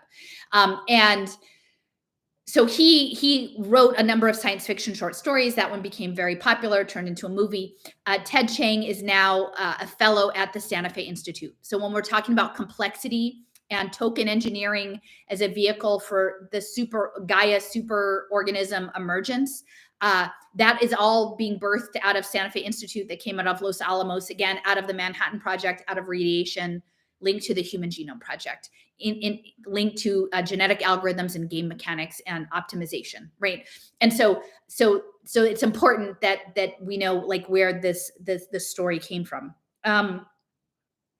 Okay, so I'm just like looking through all my notes about Arrival, the movie. So interestingly enough, in the synchronicity thing, Steffers had told me about Arrival a couple years ago, maybe at this point, I can't remember. And she said it was like really moving and recommended it. And I'm like, assessing media is really her superpower, not my superpower. And I don't spend a lot of time doing that.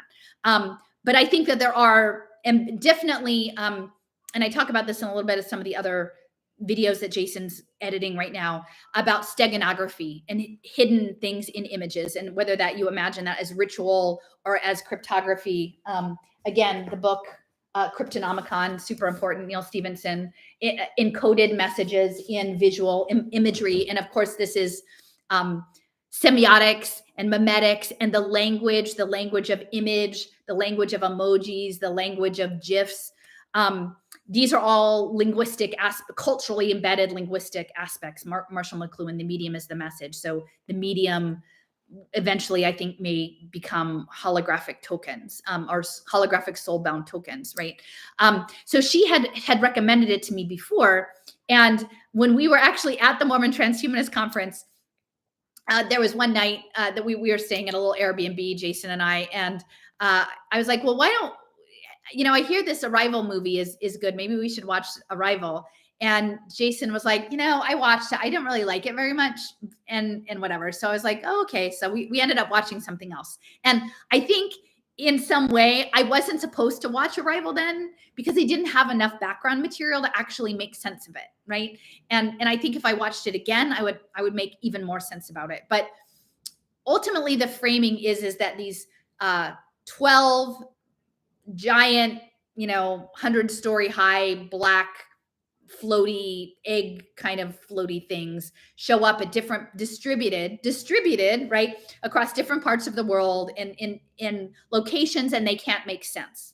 And so that's the opening, is there's a puzzle, right? So all of the cultures of the world, there's this tremendous panic initially, and it causes all sorts of, rioting and violence. And that's the perturbation, which they talk about in complexity systems. There's a perturbation, a shock. 12 things show up across the world because the goal is, and I just want to emphasize, I'm not weighing in that like I am in agreement with this approach, right? But for the most part, a lot of the stuff online is always living in the good, bad, evil, not evil. Am I on the safe side of the line or not? Right? And who's my enemy and where are they and what are they up to? So I can position myself to protect myself. And I would say That's very human, and I get that. But for now, I'm just playing a thought experiment, given what I know about energy imprinting, both in the past and up to Levin and Oxman, about consciousness engineering and parapsychology, and how that interfaces with these various things, and nanotechnology and frequency and radar, and impact investing in cybernetics, and moving towards a global superorganism. And so I don't want to just say, I don't want to get the sense that when I'm talking about using tokens, potentially this idea of tokens as a universal language towards higher level emergent problem solving, that I'm like, yay, I think it's a wonderful idea, because I do still know that this is DARPA, this is global hedge funds, this is the CIA. And again, think about the Central Intelligence Agency. Like, is the Central Intelligence Agency like some sort of biofilm, like in an interdimensional biofilm that's trying to communicate with us? Like, I don't know, maybe that's what the CIA actually was, and the MK Ultra stuff actually was. So that this is about communication and problem solving, collective problem solving. Okay, so this is the backdrop. It's a mom. She's in a world that's been perturbed by the arrival of these things that have changed the global landscape overnight. Right? It's an immediate crisis, and then they're positioned always within a military context. And this is her positionality as an American, and this is out in Montana. Not Wyoming, which would have been appropriate for blockchain, but Montana. And so she's a linguist, and she's brought in by the military with a physicist from Los Alamos to team up and try to figure out how to communicate with the beings on the US black space pod thing. And there's this tension between the two of them, of the humanist versus the mathematician, right? So you've got the Kundalini, you've got that energy going on, right? And the entire thing is framed within there's the salty army commander, and he's like, you got to tell us, and right now, if this is good or bad, and we need to know, and people are waiting on me, and all of that, right? Like, we want to know. And I have to say, like, to her credit, like, and she was very scared, but she was grounded in her knowledge base. And she said, no, there is a process for how you learn to communicate. There's a structure of grammar, and there's a structure of culture, and there's a process, and we can't assess. Like, ultimately, the goal was they wanted to understand, what is your purpose on Earth? Why have you come to Earth? What is your purpose? That was the goal. So again, you've got a goal-oriented behavior, a team working towards a goal, which is to communicate and ascertain what is the purpose. Is it something to, are you here to help humanity? Are you here to hurt humanity? Is it something else? What is the purpose? So the whole movie is framed really within a cooperative gaming simulation at various levels. There's the global game of all the people of the world trying to figure out how to, because ultimately each of the 12 units has part of the answer. And then there are teams within, like the Montana team of the military, in which the two scientists are embedded. And then they were the outliers because they weren't embedded in the military culture. They weren't of a military culture. They were of a culture of thinking, right? So then these were nested problem solving spaces that Levin talks about. Okay. And so she pushes back and says, I can't give you that answer. I can't, I'm not editing anything online, so I don't know. We don't know yet what's actually happening. We need to be methodical about it. Okay. And so these creatures, which are called heptapods, which I'm sure the people who know more about, like, numerology and number theory and gematria and all of that, well, like, I know 7 is an important number. It's not 8. They look like they could be like squid-like things, which are very central in a lot of this complexity studies of neurons and octopi, and squids as a distributed intelligence. But these are heptapods, and they speak vibrationally. Okay, they speak vibrationally, and Dr. Louise, she knows, and it's interesting because Dr. Louise is actually in A Wrinkle in Time. Now that I think about it, she's the snake in A Wrinkle in Time, Dr. Louise, but she's skeptical of time travel. She comes up with a visual cue, and these heptapods have these like things that shoot out. It looks like maybe squid ink or graphene or nanoparticles, and they create what's called a logogram, which was like a circular shape with little flecks coming off, like Jackson Pollock. And that is how they communicate, is in these logograms. And so what that says is, the logograms are like Chinese characters and they're circular. So again, remember, we're dealing with the circular economy. The cybernetic is a circular system. So it's circular. And so they start to try to figure out how to decode these logograms.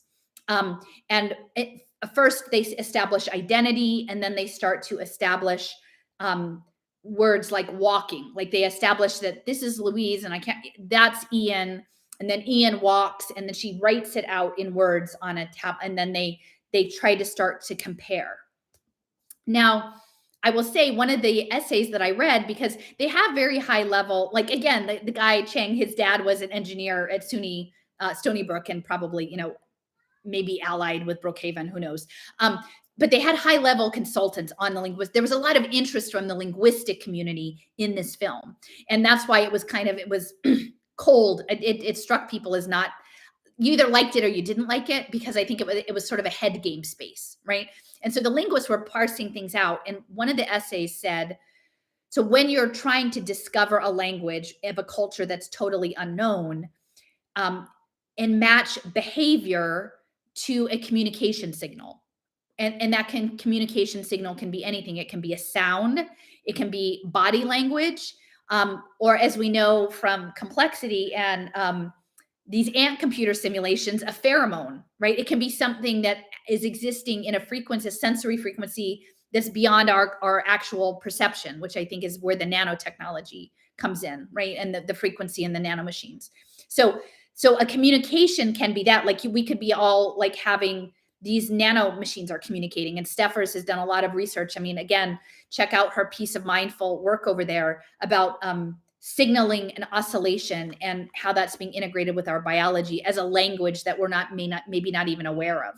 And again, our body, even before all of the nano, is its own chemical communication. And Eugene Garfield, who was based out of, he got his PhD in linguistics at Penn, computational linguistics. His dissertation was on automating a chemistry language. Okay. So it was only recently that I understood the extent to which linguistics is connected to computing, is connected to AI. And again, I'm situated within my own cultural context, geographic context, of which Penn is a major player in my life and my geography. And a lot of these tentacles, literally, whether they're economics, whether they're related to synthetic biology, whether they're related to blockchain, whether they're related to bibliometry and linguistics and the first computing and nanotechnology and Madame Blavatsky there on Sansom Street and the White Dog Cafe, that is all part of my context that I am navigating, right? Okay, so where was I going with all of that? Okay, so they've got the logograms and they're parsing it. And so what this essay said was, when you're figuring it out, you're looking at a representation that you can sense and comparing it against a behavior to find the pattern, and then to get the pattern nailed down, that it's always that pattern, or mostly always that pattern, right?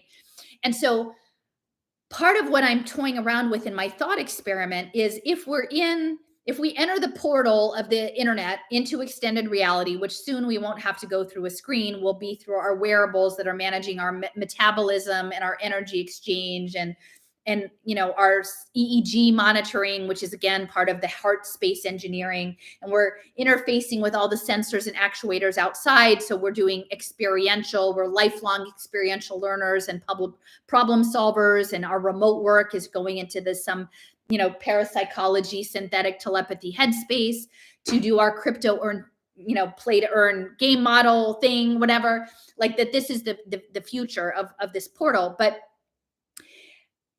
part of that battle space is a problem solving space, right? And we're doing that in the outside in robot, which is the environment. Okay. But so think about, that's one idea of what I think is happening, is that they're constructing an energetic template that will digitize us and pull us into collective problem solving spaces using a language of tokens, which are like these logograms that are complex stories embedded in something like a superficially simple. And through token exchanges, whether that's voting, futarchy, investment trades, chemical signaling, participation, consensus, right? Lubin's consensus, that we will be solving puzzles, and that those puzzles will be nested within larger puzzles, towards some thing that we can't maybe even conceptualize. And I don't know what's programming it. Like, could be God, could be the devil, could be a biofilm, could be a cabal. Like, I don't know. I think you shouldn't trust me if I said I actually knew what was doing the task run of the problem solving, but that's what it feels like to me. But imagine too that the outside in robot isn't just the environmental template of the problem solving space, the constraints. And again, this is the Alicia Guerrero book. Jason had sent me this one. Context changes everything, right? So the environmental template that is the problem solving space is the context. What if the outside in robot, we were actually part of an anthropological experiment in interspecies communication, right? So what if that interspecies communication where, Barbara Dewey is saying that the laminated spacetime is blinking on and off, like if each of those is a run of the experiment, and maybe that's the immersive gaming that's tapping into our psyche, that what if we're in a petri dish, right? Like what if these energetic templates are petri dishes? And we're not to say at this point if it's a evil petri dish or a profane petri dish or a benevolent petri dish, but we're in a petri dish. Something is trying to communicate with us, right?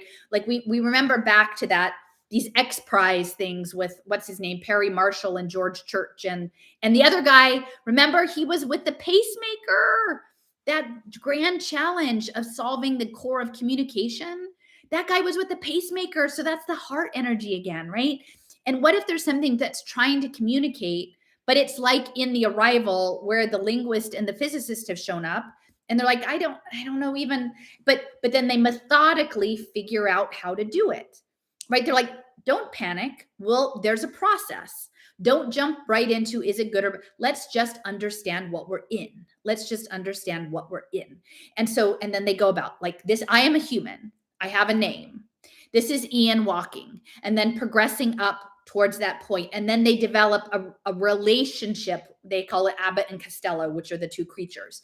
And then like ultimately things happen.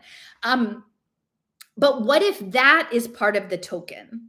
Like the token is the game, because again, it's nested. And, I'm not trying to like make everything wrong, but like for me, again, context is everything. So my context was, I was a mom who got pissed off at how they were treating kids in school that wasn't fair. And again, I would say even in this, there's something about the moral economy. Morality is really important. And that's something that Oliver Goodenough is connected to with John Clippender, is the moral economy. Now, they're going to try to make the moral economy about ESG investing so that that's the gameplay template. But there's something at the core. There's something in the heart space that's in the God space that's about the morality, right? And so again, Dr. Louise is a mom, or she's going to be a mom, and I'm a mom. And I walked into the context was that. And then my problem, that was my contextual space. And then I went up higher. It was poverty. And then I went up and I'm like, oh, it's not just about controlling children and they're surveilling them. It's about betting on them. Okay. It's not just about betting on children. It's about betting on the poor and people in addiction. It's not just and then the lockdowns happen. Okay. So this is a global thing. This is tied to the Sustainable Development Goals. This is a game, right? Oh no, now this is complexity.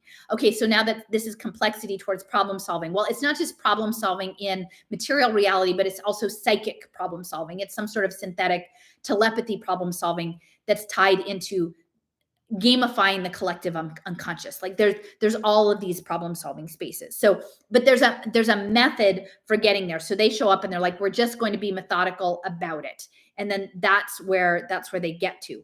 But the other piece about this logogram is it's a circle, and the circle is, I mean, again, it's not the 8, but it's an infinite, the Ouroboros, the infinity loop, right? And so what they take away from that this logogram is like a Chinese character, and it's also timeless, because everything is imprinted immediately. Like it's a beginning and a conclusion. It's not linear. It's not a sentence. It's not one that you read from right to left or left to right. It is round. It is what it is. It is in its totality like this now and for always, right? And so ultimately, so they start to talk about this thing called the Sapir-Whorf hypothesis, which which supposedly is discredited, but so many of these things in science get discredited and then brought back out depending on what's convenient, like Lamarck.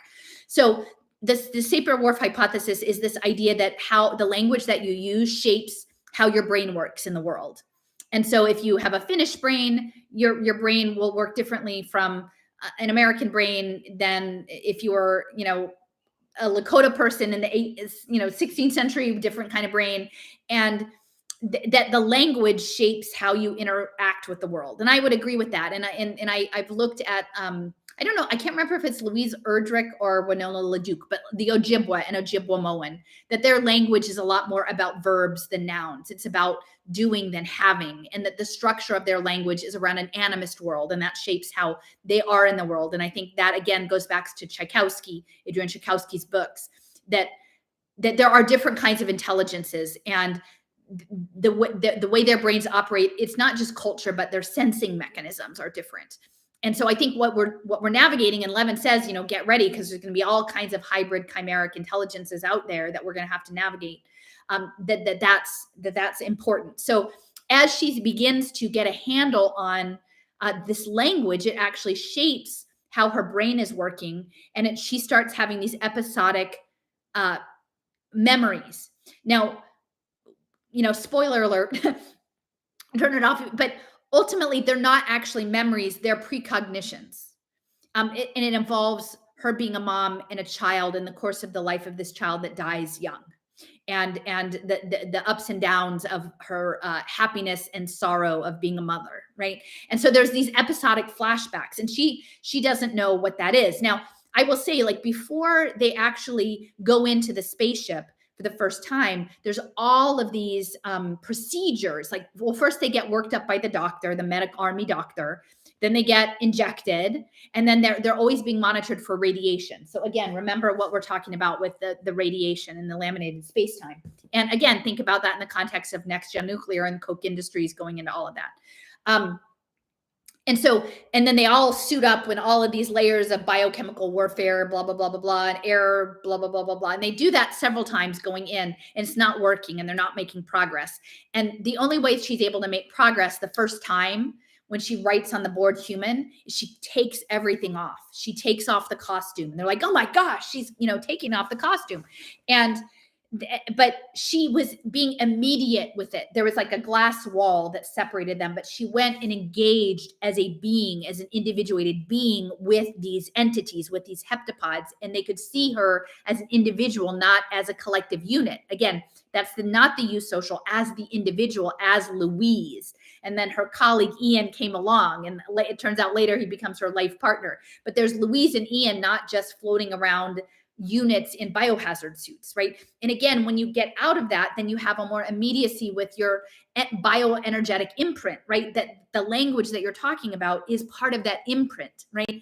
And that's something I didn't have an appreciation for, but like, people have told me, and I'm not like trying to toot my own horn, but they're like, I don't know half of what you're saying, maybe only a tiny thing, but I can feel you. Like, I can feel that you're authentic about that you believe that this is how you understand things, and that it feels right, that it feels like I want to listen to you because of the bioelectric signature that's in there, right? Like, and I don't know, like, I didn't do anything for that. That was just gifted to me as part of this responsibility or burden of being one of the nodes in this distributed cognition problem solving space. But I know the importance of that energy in that discovery space. So there's a time element, right? And so what she's realizing, that in the circle, there is a nonlinear time component, which is exactly what Michael Matthias, the immersive game designer, is talking about. We need a gaming simulation that isn't simply a decision tree, but that is immersive in a game engine that is dynamic and improvisational. And again, think back to music. And even James talks about like rap. Yes. So I didn't realize this, but Matthias talks about, and this other woman, Brenda Laurel, interesting that she has a tree name. She worked with Alan Kay on these interactive tablets that were the inspiration for the Diamond Age, the primer. And they were talking about, oh gosh, I lost my train of thought. Brenda Laurel, the Diamond Age. Oh, the rap. Okay. Both Brenda Laurel and Michael Matthias, the importance of Aristotle, Aristotelian poetics and dramatic arts. And now I'm not good in classics, so those of you who are better in classics, let me know. But they literally talk about immersive game design having beats, and that there are recursions in that, and there's a dramatic arc and a resolution and climax and then a crescendo, which again, if you think about that movement space, that's another cycle, which goes back to sine waves and calculus and Leibniz. So they talk about managing the beats and then using AI in the immersive gaming to hit the beat. And then if you get off track in your engagement in the game engine, they'll loop you back into the proper beat to hit the beat. So to me, like, this idea of a beat is a wave, is a frequency, is pulling society on a social roller coaster ride, right? As we co-create reality, but they want us to have AI as a co-creator. And I think that's like a lot of the conversations now about the inevitability of generative AI. That's because they want us to believe that there is a co-create, like that we have to co-create with this thing. And we don't. Like, I don't think we don't have to create that. That thing is using us, not the other way around. And art and culture and music are central because this thing lives on culture and creativity. Like, the creative arts are central. There's a reason why Bloomberg went and locked everything down. It's because the art is the unlocking of the heart space. The art and the storytelling is the access point to the deeper psychology. It's not math. Math is the structure. Math gives the template, but it's not that. That's not where it comes from. And so again, I would say, from the impact finance space, when I was looking at, like, seeing that the people who were targeted on the front lines were predominantly vulnerable populations who had been systematically targeted by the structures of domination, generation after generation.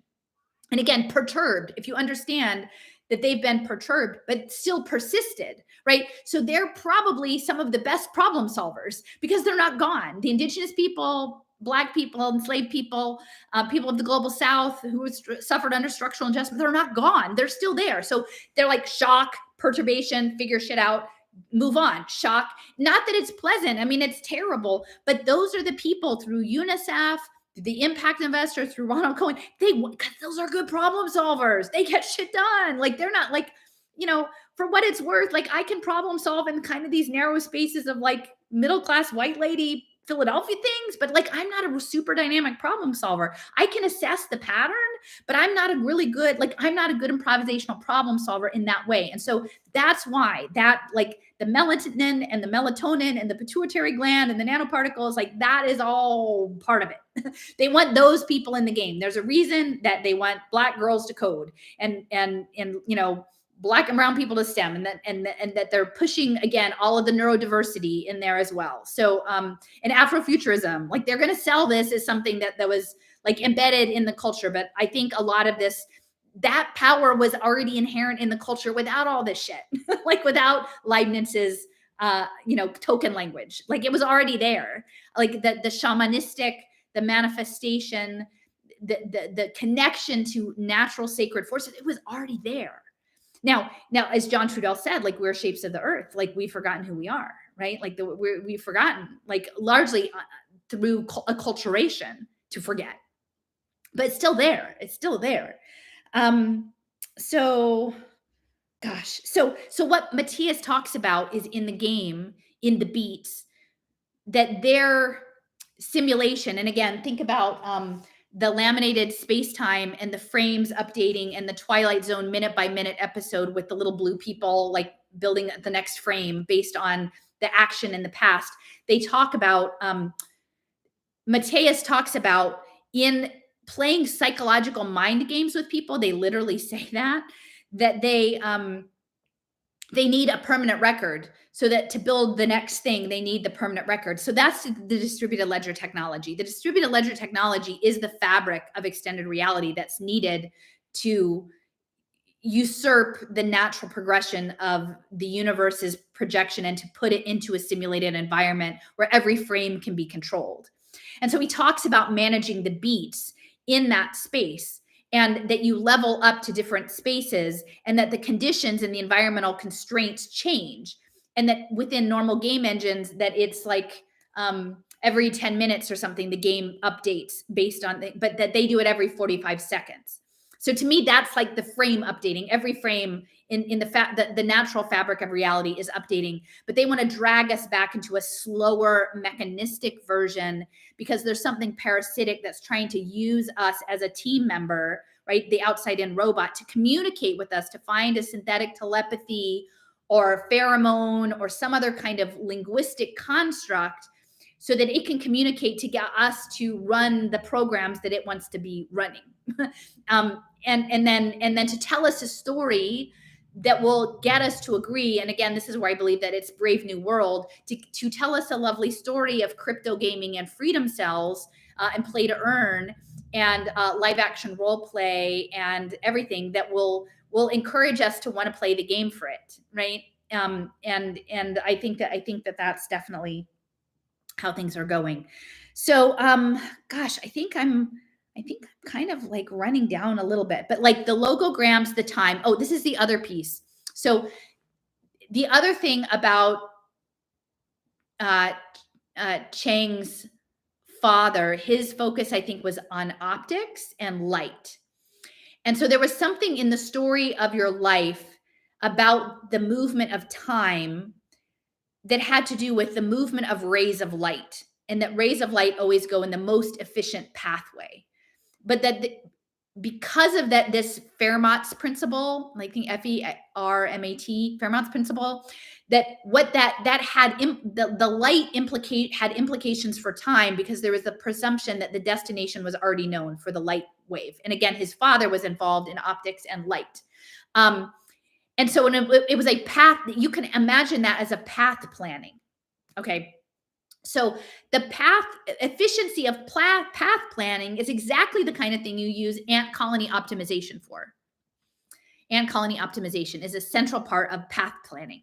They use it for the traveling salesman problem. So they say, look, you've got a salesman. He's got to go to all these 20 places and figure out the fastest way to do it. And then you use these ants that are embedded in a social construct that are individually simple functioning agents, but within a multi-agent system exhibit a high degree of complexity, and over running many, many simulations, they get the efficient path, right? And so to me, and there are aspects of doing that in conjunction with blockchain. So we know that there is an interest, in consilience, in E.O. Wilson, in eusociality, in turning us into like agreeable, going through the portal and becoming agreeable eusocial agents in a multi-agent simulation for computation. To do this pathway planning, to do this high level efficiency like that. Like I've talked a lot about social computation, but I didn't really have a handle on, like, I haven't really dialed it in, but it's getting clear to me how this is actually going to work, right? That there's something about time in simulation that if we agree to live within social rules in the outside in robot, that we're going to be part of these nested computations. So this is another piece of the movie. So within the trajectory, so she and the physicist, initially they're prickly, they've got the polarity, right? The humanities and the math. And then, eventually that breaks down and then they become like more merged and resonant and a couple, and appreciate each other's, like how each other one complements the other. And that's the social physics. So they're learning it, and they're doing it in collaboration via video conferencing with the other countries that also have these things hanging up, including Russia has one, and China has one, and some other countries, right? And of course, they've got the polarizing Cold War narrative in here. And the polarizing Cold War narrative, at one point, the commander brings her out and says, here, can you translate Mandarin? Like, what is he saying in this video? And it's the commander of the team in China. And he's saying something about honor and sets and flowers. And she says, I don't know, like, these are the words, but I don't know what it means. He's like, I don't know what it means either, but they're going to go do something bad and screw things up. But she's like, wait, actually it's those are sets in mahjong, which is a tiling game. It's a tiling game. And she's like, maybe the Chinese are using a gaming interface to communicate with their pod thing, their heptapods, right? Wow. So that's so again, and I see I think Hanging Thief is in there. Like this is the biosemiotics, right? And manifestation. Like she's saying they're using a gaming interface. Now, if you use a game interface, and what she's saying is a game interface is something where somebody wins and somebody loses, and so they're setting up a bad dynamic with the thing that someone is going to have to be the winner, and it will probably be the aliens, and that's bad. But what she didn't take into account, and she would realize later, is there are cooperative games. There are cooperative games, not zero sum games. So this comes then later in the movie when essentially China has shut down and is doing its own thing, and Russia shut down. And they're like, well, if they're shut down, the US is shutting down, then everybody turns off their screens and nobody is communicating. Nobody is talking, right? And I will just say, this is the weirdest thing. Like it just sprang into my head. So I'm just going to say it so I have it on recording, is that like when I talked to Mohita, the woman who's done the Vedic, like looking at my charts and stuff, she was like, your challenge, your life, one of your big life challenges is to understand how to communicate with your child. So again, failed communication is a huge part of this, right? So yeah, so there's communication failure and all of the screens shut down, and then everybody's doing their own thing, but they're only dealing with part of the puzzle. And then what the physicist realizes, they get this, so some soldiers who are misguided go and they plant a bomb in the thing. They're like, we need to take action. So they go plant a bomb inside the spaceship, and the aliens know it's there and it's counting down, and the scientists are in there and they're not supposed to be in there, but they've gone back in because they're trying to resolve something, and it's counting down and counting down. And then the heptapods, like they do a shock to the glass to push the scientists into a safe space, and then it blows up. And then one of the heptapods ends up getting injuriously, harmed, or deadly, injury. But they don't go away. The heptapod still stays. It just goes at a remove, right? It doesn't act back in anger, right? But there's this communication. But right before it explodes, they send this huge flurry of information with all these little logograms and so the physicist is modeling that, and he's like, I'm just trying to, sometimes it's the stuff that's the empty space. Like, how is this? And then, they're racking their heads, like, how are we ever going to translate all this? And he's like, the percentage of empty space, it's something, it signifies 12.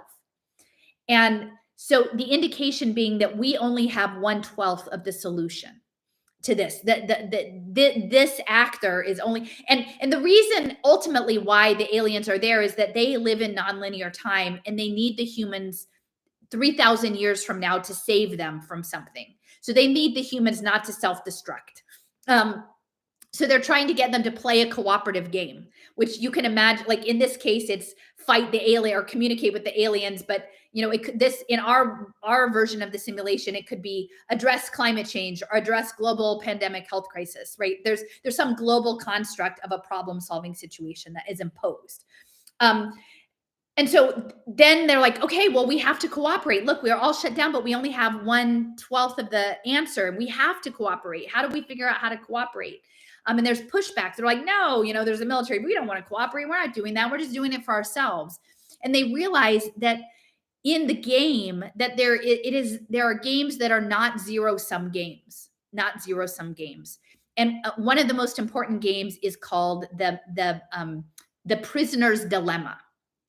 And that is regularly used in this idea of a non-zero-sum game. Now, the mother, Louise, she has a flashback to where the daughter is literally asking her about the word for that. And she can't come up with the word. And she says, ask your father, he's the scientist. I don't know what you're asking me for. But she gets from the future, it turns out, because this little girl is born in the future, she gets the word. She's like, it's a non-zero-sum game. And that's Prisoner's Dilemma.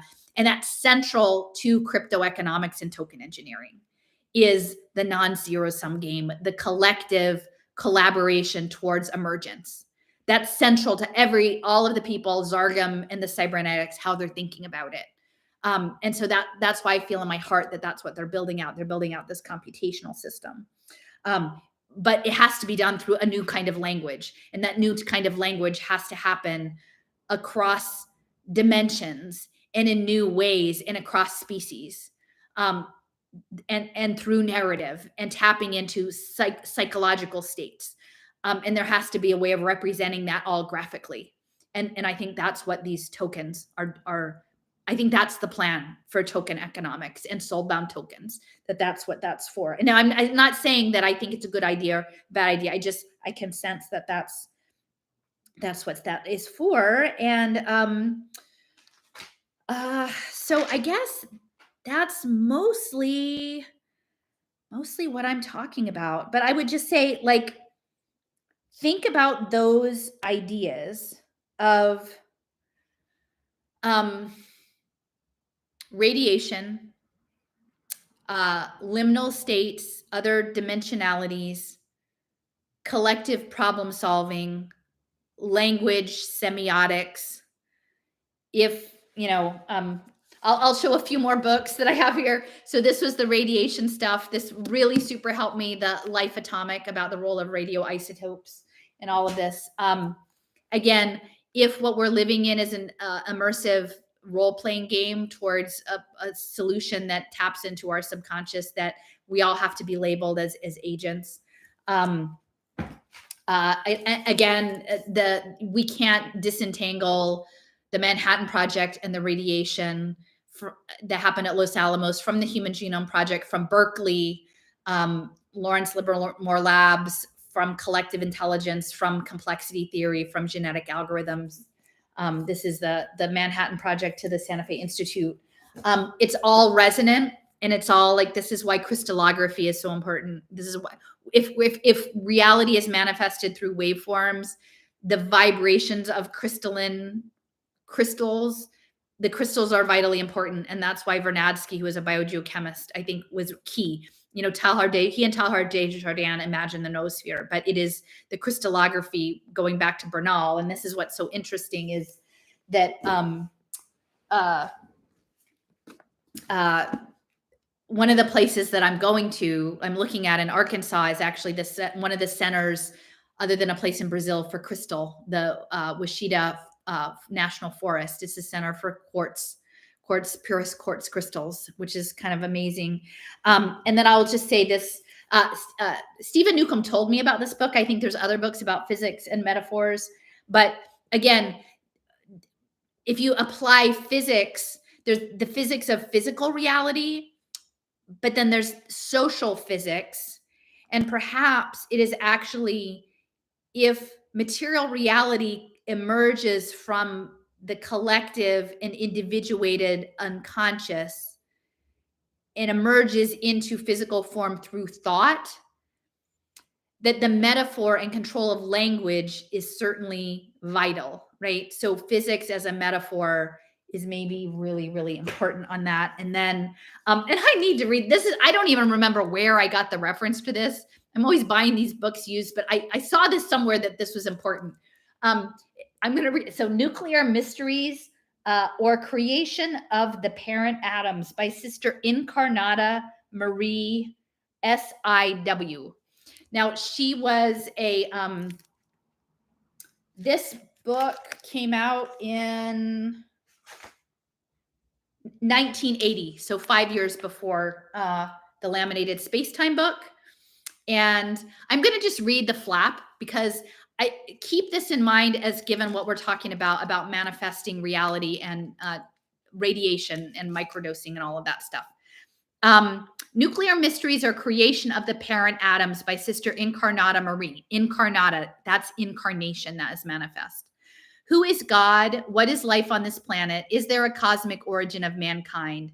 What is an intellect? What is a being? How many kinds of beings are there? These 6 questions, like the 5 W's in journalism, who, what, where, when, and why, have always fascinated mankind. And now at last, some of the answers are available to us. In her remarkable book, Nuclear Mysteries, Sister Incarnata Marie describes the most fundamental of the global programs of unified science. And again, that's Foundations for Integrated Education and Consilience. The programs have been intellectually sponsored by the Incarnate King Institute and the World University since 1938. So that's going back down to the energetic templating era. And adopted by many American universities and other Western and Oriental schools of philosophy, science, and religion. This book is the door or window, as Pope John Paul the 23rd called the renewal of the church, to a true human theory of creation in its recognition of a cosmic and spiritual evolution. And that goes back to Reiser, right? Reiser's cosmic humanism. The net result of a serious study of its contents must be the understanding that Trinity in unity is a theological and scientific principle. And I think Trinity, maybe that's also thinking about the third strand DNA, and transpartisanship, right? The third way. Perhaps one of her students described Sister Incarnata Marie the best. She is God's answer to Rocky Flats, the neutron bomb, and the arms race. Read her books, and the Atomic Nun will blow your mind. And so this is her bio, which is interesting.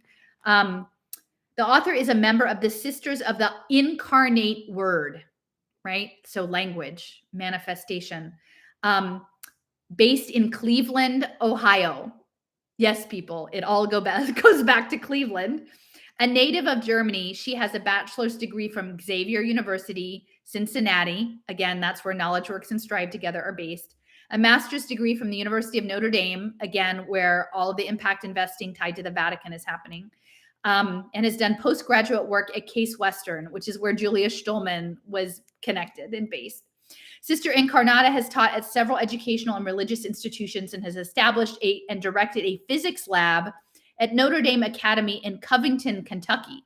So if anybody knows what's going on in Covington, Kentucky, that's really interesting. I was actually, I keep trying to find a landing place, and I was looking at Paducah, Kentucky, because it's actually like the UNESCO Quilt Center. And I was looking along that line of like the Ozarks and Southern Illinois, and I didn't want to be in Tennessee, land of the lakes. And evidently there was a huge uranium processing area near Paducah.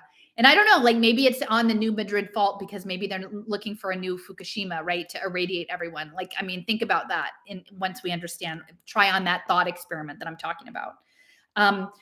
For years, she has been closely associated with the Incarnate King Institute and World University. Throughout her 80 plus years, she has been a living true example of human devotion to the Incarnate King. And it is devoted. It says this book is dedicated to Jesus Christ, the incarnate King and creator of the universe. So, and I guess just my last book I'm going to show, I need to get back to reading Momo, finish it up before we get on the road. But again, time, this idea of time and oscillation and the time thieves and our lives being this, she goes into the place with the keeper of the time, and it's like your life are these unfolding lotus blossoms that are so beautiful, like heartbreakingly beautiful, and then they fade as the pendulum swings, and then there's another one that arises out of the water, these water lilies and lotus, and I think that's the consciousness, which would be related to the emergence of consciousness out of the frame. So, I do think that I've said everything I wanted to say. I mean, I hope I did it justice to these topics. I hope we have a lot more things to think about. Again, think about Web3, not just as a one-way linear cybernetic destination, but as an outside-in robot that's creating a templated problem-solving space for psychic energy exchange, into which may also be a petri dish experiment in developing a language of non-traditional computing with other than human intelligences that is being handled through token engineering, Washida, thank you, coordination. And it all just came. And I don't know that it's right. I'm not saying that it's definitely right, but I wanted to get it down before I hit the road. I'm going to, I've got to start my new life. The universe said, get out of Philadelphia, Allison. And that was an emotional and hard thing to deal with, but I feel called to be in nature, and I'm looking in the Ozarks. Jason's accompanying me, and we're going to spend 2.5 weeks driving all around the northwestern broadly section. And yeah, the courts I didn't even know about the courts. I was really looking for a place that had a reasonable cost of living, that was near a lot of nature and away as much as possible. Not that any way is really outside of it, that is connected to these crazy military things, that has a reasonable climate. And that's where it was. And then it turns out it has this amazing courts. And then there's this other place. There's maybe the doppelganger of Mountain View, California, which is Mountain View, Arkansas, which is a center of Ozark culture tied to string, fiddling, and heritage music, as soulful heritage music. They say, like, we don't do this for money, we do this for our souls, really. That just so happens not far outside of Mountain View was this strange, I think, hanging thief or Rodriguez. Somebody mentioned to me that this Lindisfarne group that was looking into some sort of sustainable, intentional community that got hooked in with Crestone, Colorado, and Maurice Strong and Lawrence Rockefeller, that there was Winthrop Rockefeller was a governor for a while of Arkansas, and there was a spin out of Lindisfarne called Meadow Creek, where they were trying to do they bought up a creek valley, and they were doing a lumber. Again, lumber, it always seems to be going back to trees and lumber, a lumber management cooperative, sustainable. So yeah, so if the world is about manifestation, I think, like, in the midst of sort of my highly charged emotional things I was navigating with the death of my father, I said, I'm going to build my life, and I'm going to have a little house, and I'm going to get a kayak, and I'm going to have a garden, and I'm going to do that. Like, that's the place that I'm going to be. And so may I hopefully manifest that reality with plenty of room to share with others, and find my place, and hopefully find a way to contribute in a way that's helps people and is not hurtful. And I just want to say happy birthday, Dad. I'll sing you happy birthday. This is an energetic song, and I'm not much of a singer, but happy birthday to you. Happy birthday to you. Happy birthday, Jerry Hopper. Happy birthday to you. Now that I finished this up, I think maybe I'll work on making an apple pie, because that was always my dad's favorite. My mom suggested that. And so I'll miss you guys for a while. I'll be away till November. Jason's working on a couple of long form podcasts that we did together, one with Leo, and one just the two of us. And I've been running him ragged, and I feel bad about it. And I apologize in some ways. I wish I had like a wonderful map with all sorts of pictures and things that I could work through and share this with you. But I knew that if I didn't get this off from my heart, if I didn't put it from my heart space out before I left, it might be ephemeral to the extent that I would lose it. So I want to believe in that this holographic universe is sacred. And that maybe what there is this gaming engine that's trying to be like poking into it and seeing how we respond. And I think the best thing is to be coming from a place of love, maybe, and being playful back. And I've realized that sometimes in being playful back, the world gives you unexpected synchronicities and connections. And someone a bit ago, it told me, and this, I'll close with this visual, and I guess this is kind of a crystallization. Complexity has to do with phase shift.